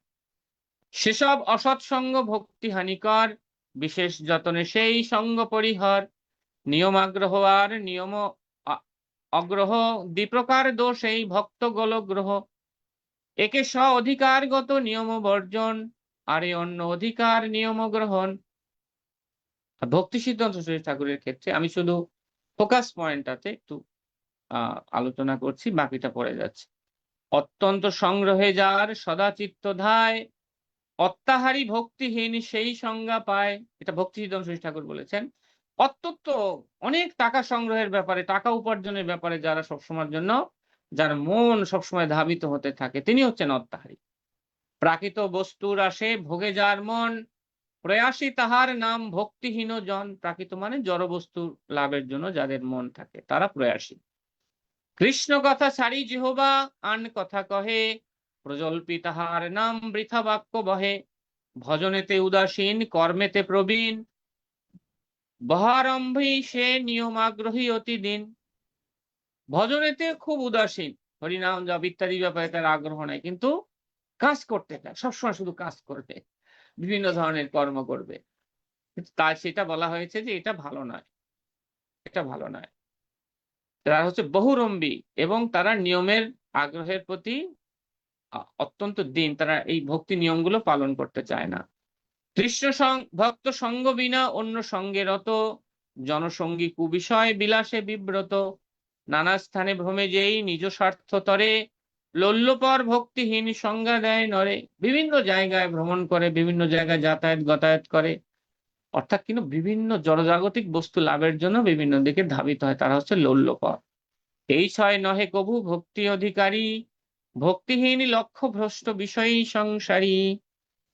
হরে কৃষ্ণ। আসলে প্রশ্ন উত্তর হবে, একটা নির্দিষ্ট সময়ের মধ্যে 2টা শ্লোক শেষ করা, এটা একটু তাড়াহুড়া হয়ে যায়। তারপরও আমাদের সময় যেহেতু কম, এর মধ্যেই করতে হবে। আমি চেষ্টা করলাম আমার মতো করে, আমার উপলব্ধি অনুসারে কিছু কথা আলোচনা প্রভুকে নিবেদন করছি। প্রভু যদি কিছু বলতে চান, প্রশ্ন উত্তর দিতে। সময় বেশি হলেও কোনো অসুবিধা নেই প্রভু। মাত্র 7-8 জন ড্রপ করেছে, এটা নর্মাল আর কি। মানে আপনার টোটাল শুরুতে 68 আইডি ছিল, এখন 57 আছে। তো আমরা প্রশ্নোত্তর পর্বে যেতে পারি। যাদের প্রশ্ন আছে হ্যান্ড রেজ করতে পারেন। আচ্ছা, আমরা গ্যালারি ভিতে যাব আগে। যাদের প্রশ্ন আছে হ্যান্ড রেজ করুন। আইফোন থেকে আনমিউট করুন। আইফোন, আপনার নামের কোনো আইডি নাই। হরে কৃষ্ণ প্রভু। মাতাজি আছে। মন্দাকিনী মাতাজি ভালো আছেন? হরে কৃষ্ণ প্রভু। আপনি আমার সশ্রদ্ধ প্রণাম নেবেন এবং সকল বৈষ্ণবীকে জানাই আমার সশ্রদ্ধ প্রণাম। অল গ্লোরিজ টু শিলা প্রভুপাদ। তো আমার এখানে একটা কোয়েশ্চেন আছে, এই যে শুদ্ধ ভক্তি সঙ্গ যেটা বলছেন, এইটা একটু আরেকটু ক্লারিফিকেশন যদি করেন। সুন্দর, থ্যাংক ইউ মাতাজি। চমৎকার একটা প্রসঙ্গ আপনি বলেছেন। শুদ্ধ ভক্তি সঙ্গ আমরা 2 ভাবে ভাগ করতে পারি। যেমন যখন 3 প্রকার, পরবর্তীতে এটা আসবে আমাদের এই উপদেশামৃত শ্লোকের মধ্যেই রূপ গোস্বামীপাদ তিনি বলবেন যে আমাদের 3 প্রকারের ভক্ত রয়েছে: কনিষ্ঠ অধিকারী, মধ্যম অধিকারী এবং উত্তম অধিকারী ভক্ত। ঠিক কনিষ্ঠ অধিকারীদের ক্ষেত্রে বলা হয়েছে যে কনিষ্ঠ অধিকারী যারা, চৈতন্য মহাপ্রভু যেমন বলছিলেন আমাদের কুলিন গ্রামবাসীর 3 বারের রথযাত্রার 3টি একই প্রশ্ন 3 বার করেছেন, মহাপ্রভু 3 রকমের উত্তর দিয়েছেন। তো মহাপ্রভু প্রথমে হচ্ছে যার মুখে একবার কৃষ্ণ নাম শুনি সে হচ্ছে বৈষ্ণব এবং সে হচ্ছে পূজ্য। পূজ্য মানে হচ্ছে সে মানসিকভাবে তাকে আদর করতে হবে। যেমন ভক্তিবিনোদ ঠাকুর তার ভজন গীতিতে এটা উল্লেখ করেছেন যে যিনি মানুষে আদর করিব তাহারে, যে আমি তাকে মনে মনে আদর করব কনিষ্ঠ দিকের ব্যক্তিকে, এটা দেখবো যে না ঠিক আছে সে ভক্তি চর্চা কৃষ্ণনাম করছে, মনে মনে আদর, কিন্তু কাছে গিয়ে তাকে দণ্ডবত প্রণাম আদি করলে, যেহেতু সে হরিনাম করছে এবং একই সাথে কোনো কিছু ঠিকভাবে পালন করছে না, তো তাকে প্রণাম নিবেদন করলে বা খুব বেশি শ্রদ্ধা দেখে সে মনে করবে এটাই ঠিক আছে, না তার সঙ্গ করতে নিষেধ করা হয়েছে, মনে মনে শ্রদ্ধা। মধ্যম অধিকারী হচ্ছে সেই বৈষ্ণব যিনি ইতিমধ্যে দীক্ষা গ্রহণ করে ভগবানের সেবায় রত হয়েছেন। তো মধ্যম অধিকারীর 4টি বৈশিষ্ট্য রয়েছে। বলা হয়েছে যে মধ্যম অধিকারী তিনি ভগবানের প্রীতি প্রদর্শন করবেন, ভগবানের প্রতি তার প্রেম থাকবে, সমজাতীয়দের প্রতি তার বন্ধুত্ব থাকবে, এবং যারা বিরোধী তাদের প্রতি, বিশেষ করে যারা অসুর শ্রেণী, তাদেরকে তিনি উপেক্ষা করবেন, এবং যারা অজ্ঞ তাদেরকে তিনি কৃপা করবেন। কিন্তু মধ্যম অধিকারী যেহেতু নিষ্ঠা বলে কৃষ্ণ সেবা করছেন, কিন্তু তিনি শাস্ত্র যুক্তিতে এখনো প্রবীণ নন, শাস্ত্র সিদ্ধান্ত প্রদানে প্রবীণ নন। তাই কখনো কখনো তার সঙ্গ করলে তিনি দেখা যায় যে শাস্ত্রে নেই এরকম কোনো কিছু বলে বসতে পারেন, তাই তারও সঙ্গ করতে নিষেধ করা হয়েছে। কিন্তু তার কাছে গিয়ে দণ্ডবত প্রণাম, হরে কৃষ্ণ বলা, একত্রে আসন গ্রহণ করা, একত্রে ভোজন করা, উপবেশন করা, এগুলো করা যেতে পারে। সঙ্গ মানে হচ্ছে নিজের উন্নয়নের জন্য কারো কাছে যাওয়া। কিন্তু সেখানে বলা হয়েছে যে যারা ভক্তিতে প্রবীণ, যেখানে বলা হয়েছে অন্য নিন্দাদি শূন্য এবং ভজন অভিজ্ঞ। এই দুইটা বৈশিষ্ট্য বিশিষ্ট যে ভগবানের শুদ্ধ ভক্ত, তার মুখে আমাদের হরিকথা শ্রবণ করা প্রয়োজন এবং তারই সঙ্গ করা প্রয়োজন, তার সেবা করা প্রয়োজন। তার সঙ্গ করতে গেলে সেবা করতে হয়। তদ্বিদ্ধি পরিপাতেন পরিপুষ্ণ সেবা। বিধিটি কি? যে তাকে প্রণাম নিবেদন করতে হবে, তার সেবা করতে হবে, এবং এরপর তাকে প্রশ্ন জিজ্ঞাসা করবে। তখন সেই তত্ত্বদর্শী পুরুষ তাকে কৃষ্ণ কথা বা হরি কথা তাকে বলবে। এইভাবে আমরা দেখি যে কেবল ভগবানের যারা শুদ্ধ ভক্ত তাদেরই সঙ্গ করা যায়। কিন্তু আর একটা বিষয় রয়েছে যে মধ্যম অধিকারী, এটা হচ্ছে গুরু মহারাজ তার গদ্রুম কল্পাটবী গ্রন্থে তিনি উল্লেখ করেছেন যে মানে কাউকে কৃষ্ণ কথা বলা এটা হচ্ছে একটা নাম হট্টের মতো বা নামের হাটের মতো, যেখান থেকে ভক্ত নাম রূপ গুণ লীলা ইত্যাদি ক্রয় করে বা তার ভক্তির উন্নয়ন বিষয়ক কথা শ্রবণ করে। সেখানে কেউ আছে তার ভজনে অত্যন্ত উন্নত, তো সে তার এই ভজন বিষয়ক উপলব্ধি, অর্থাৎ তিনি যেহেতু শুদ্ধ ভক্তি যোগে তিনি অবস্থান করছেন, তাই সেই শুদ্ধ ভক্তি কথা সরাসরি তিনি প্রদান করতে পারেন। আরেক শ্রেণী রয়েছে যারা মধ্যম অধিকারী ব্যক্তি, তারা কি করতে পারে, নিজে থেকে কোনো সিদ্ধান্ত, আন্দাজে কোনো সিদ্ধান্ত প্রদান না করে তাদের উদ্দেশ্য থাকে গুরুদেবের মুখে যা শুনেছি, শিক্ষাগুরুর কাছে যা শুনেছি ঠিক সেইভাবে কৃষ্ণ কথা উপস্থাপন করা, এবং যে বিষয়ে জানি না সে বিষয়ে ক্ষমা প্রার্থনা করে যে আমি এই বিষয়ে জানি না, তবে আমার গুরুদেবের মুখ থেকে শ্রবণ করে আমি আপনাকে অবশ্যই জানাতে পারি। এই ধরনের যদি কোনো মধ্যম অধিকারী ভক্ত হয়, অবশ্যই তারও সঙ্গ করা উচিত, কারণ তিনি কখনো আমাকে ভুল সিদ্ধান্ত দিয়ে বিপদে ফেলবেন না। তো এইভাবে মাতাজি সঙ্গ করার ব্যাপারে আমরা যেটা বলছো, শুদ্ধ ভক্তি যাজনকারী শুদ্ধ ভক্ত সঙ্গ, যারা শুদ্ধ ভক্তিকে অন্বেষণ করছেন বা অন্বেষণ করার প্রয়াস করছেন, তাদের দুজনেরই সঙ্গ এইভাবে আমরা করতে পারি। এইটুকু আমার উপলব্ধি থেকে বললাম। তো আমাদের শ্রীপাদ কমলমুখ প্রভু যদি কিছু না যোগ না করতে চান। খুব সুন্দর এই এক্সপ্লেনেশন দিয়েছেন এটা, এবং এটা আমি কিছুটা জানতাম কিন্তু পুরোপুরি নয়, সেটা আমি মানে আপনার মুখ থেকে ইন ডিটেলসে শুনে আমি খুব খুশি হলাম, এবং এটা যেন আমি ধারণ করতে পারি এই ইচ্ছাটা থাকে। তো খুব সুন্দর বলেছেন। হরে কৃষ্ণ প্রভুজি, আপনি আমার প্রণাম নেবেন। Hare Krishna. Thank you Sumangala. Mandakini Sumangala Mataji Dallas থেকে, ধন্যবাদ। না, মন্দাকিনী মঙ্গলাময়ী, মন্দাকিনী মঙ্গলাময়ী দেবী দাস। মঙ্গলামী দেবীদাস। Thank you. হরে আর কৃষ্ণ। কেউ, আর কোনো প্রশ্ন আছে? তো আমাদের আর কোনো প্রশ্ন, ছবি মাতাজি বলুন, ছবি আচার্য আনমিউট করুন।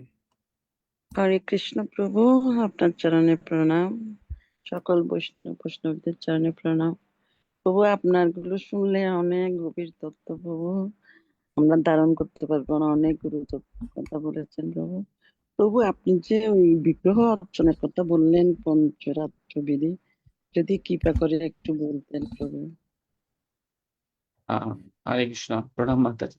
আমাদের পঞ্চরাত্র বিধি সম্পর্কে আমাদের হৃৎকর্ণ রসায়নে একটা কোর্সের মতো করেই ক্লাস হয়েছে। তো মনে হয় সেই বিধিগুলো আছে, তাই না প্রভু? আর পঞ্চরাত্রিক বিধিটা মাত্র একটু বিস্তারিত এটা হচ্ছে শাস্ত্র নিয়ম অনুসারে, এক কথায় যদি আমরা বলতে পারি, প্রভু সংশোধন করে দেবেন যে শাস্ত্রে যেভাবে বলা হয়েছে, যেমন ভগবানের যে আমি অর্চনা করব, ভগবানকে যে আমি স্নান করাবো, এই জল কি করে তৈরি করতে হবে, কিভাবে তার এই স্নান জলটা ঢালতে হবে, কি কি পাত্র সেখানে লাগবে, চন্দনটা আমি কিভাবে দিতে পারি, কি করে পুষ্প শুদ্ধি করতে পারি, এইভাবে যেহেতু ভগবানের সেবার উপকরণ, আর আমি ভগবানের সঙ্গে নিশ্চয়ই কেউ কেউ হয়তো বা আমরা ওভাবে যুক্ত থাকতে পারি রাগানুগা মার্গে, কিন্তু এটা ধরে নেওয়া হয় যারা ভগবত ভক্তিতে কেবল এসেছে যে তারা ওই মার্গীয় নয়, তারা বিধি মার্গে। তো বিধি মার্গ কেন বলা হয়? যে বিধি অনুসরণ করতে হবে। বিধিটি কি কে বলবে? শ্রী গুরুদেব বলবে। কোথা থেকে গুরুদেব বলবেন? শাস্ত্রে যেভাবে আছেন সেইভাবে। বৈষ্ণবরা বলবেন। কিভাবে বলবেন? শাস্ত্রে যেভাবে আছে সেইভাবে বলবেন। তো আমরা ওটা উল্লেখ করেছিলাম ভক্তি জীবনের একদম শুরুতে, কখনো কখনো উৎসাহ প্রদান করার জন্য, ভক্তি জীবনকে সহজীকরণ ভাবে গ্রহণ করার জন্য কখনো কখনো আমাদের বৈষ্ণবরা অত্যন্ত কৃপালু হয়ে তারা কিছু সহজ পন্থা প্রদর্শন করেন। কিন্তু একই সাথে ভক্তির উন্নয়নের সঙ্গে সঙ্গে যখন দীক্ষা গ্রহণ হয়ে যাবে, তখন আমাদেরকে অবশ্যই সেই পন্থাটি শিখে নেওয়া উচিত যে পদ্ধতিতে ভগবানকে অর্চনা করা হয়। তো আমরা খুব সৌভাগ্যবান যে আমাদের হৃৎকর্ণ রসায়ন এই বিষয়ে অনেকগুলো ক্লাস হয়েছে, পরীক্ষা হয়েছে।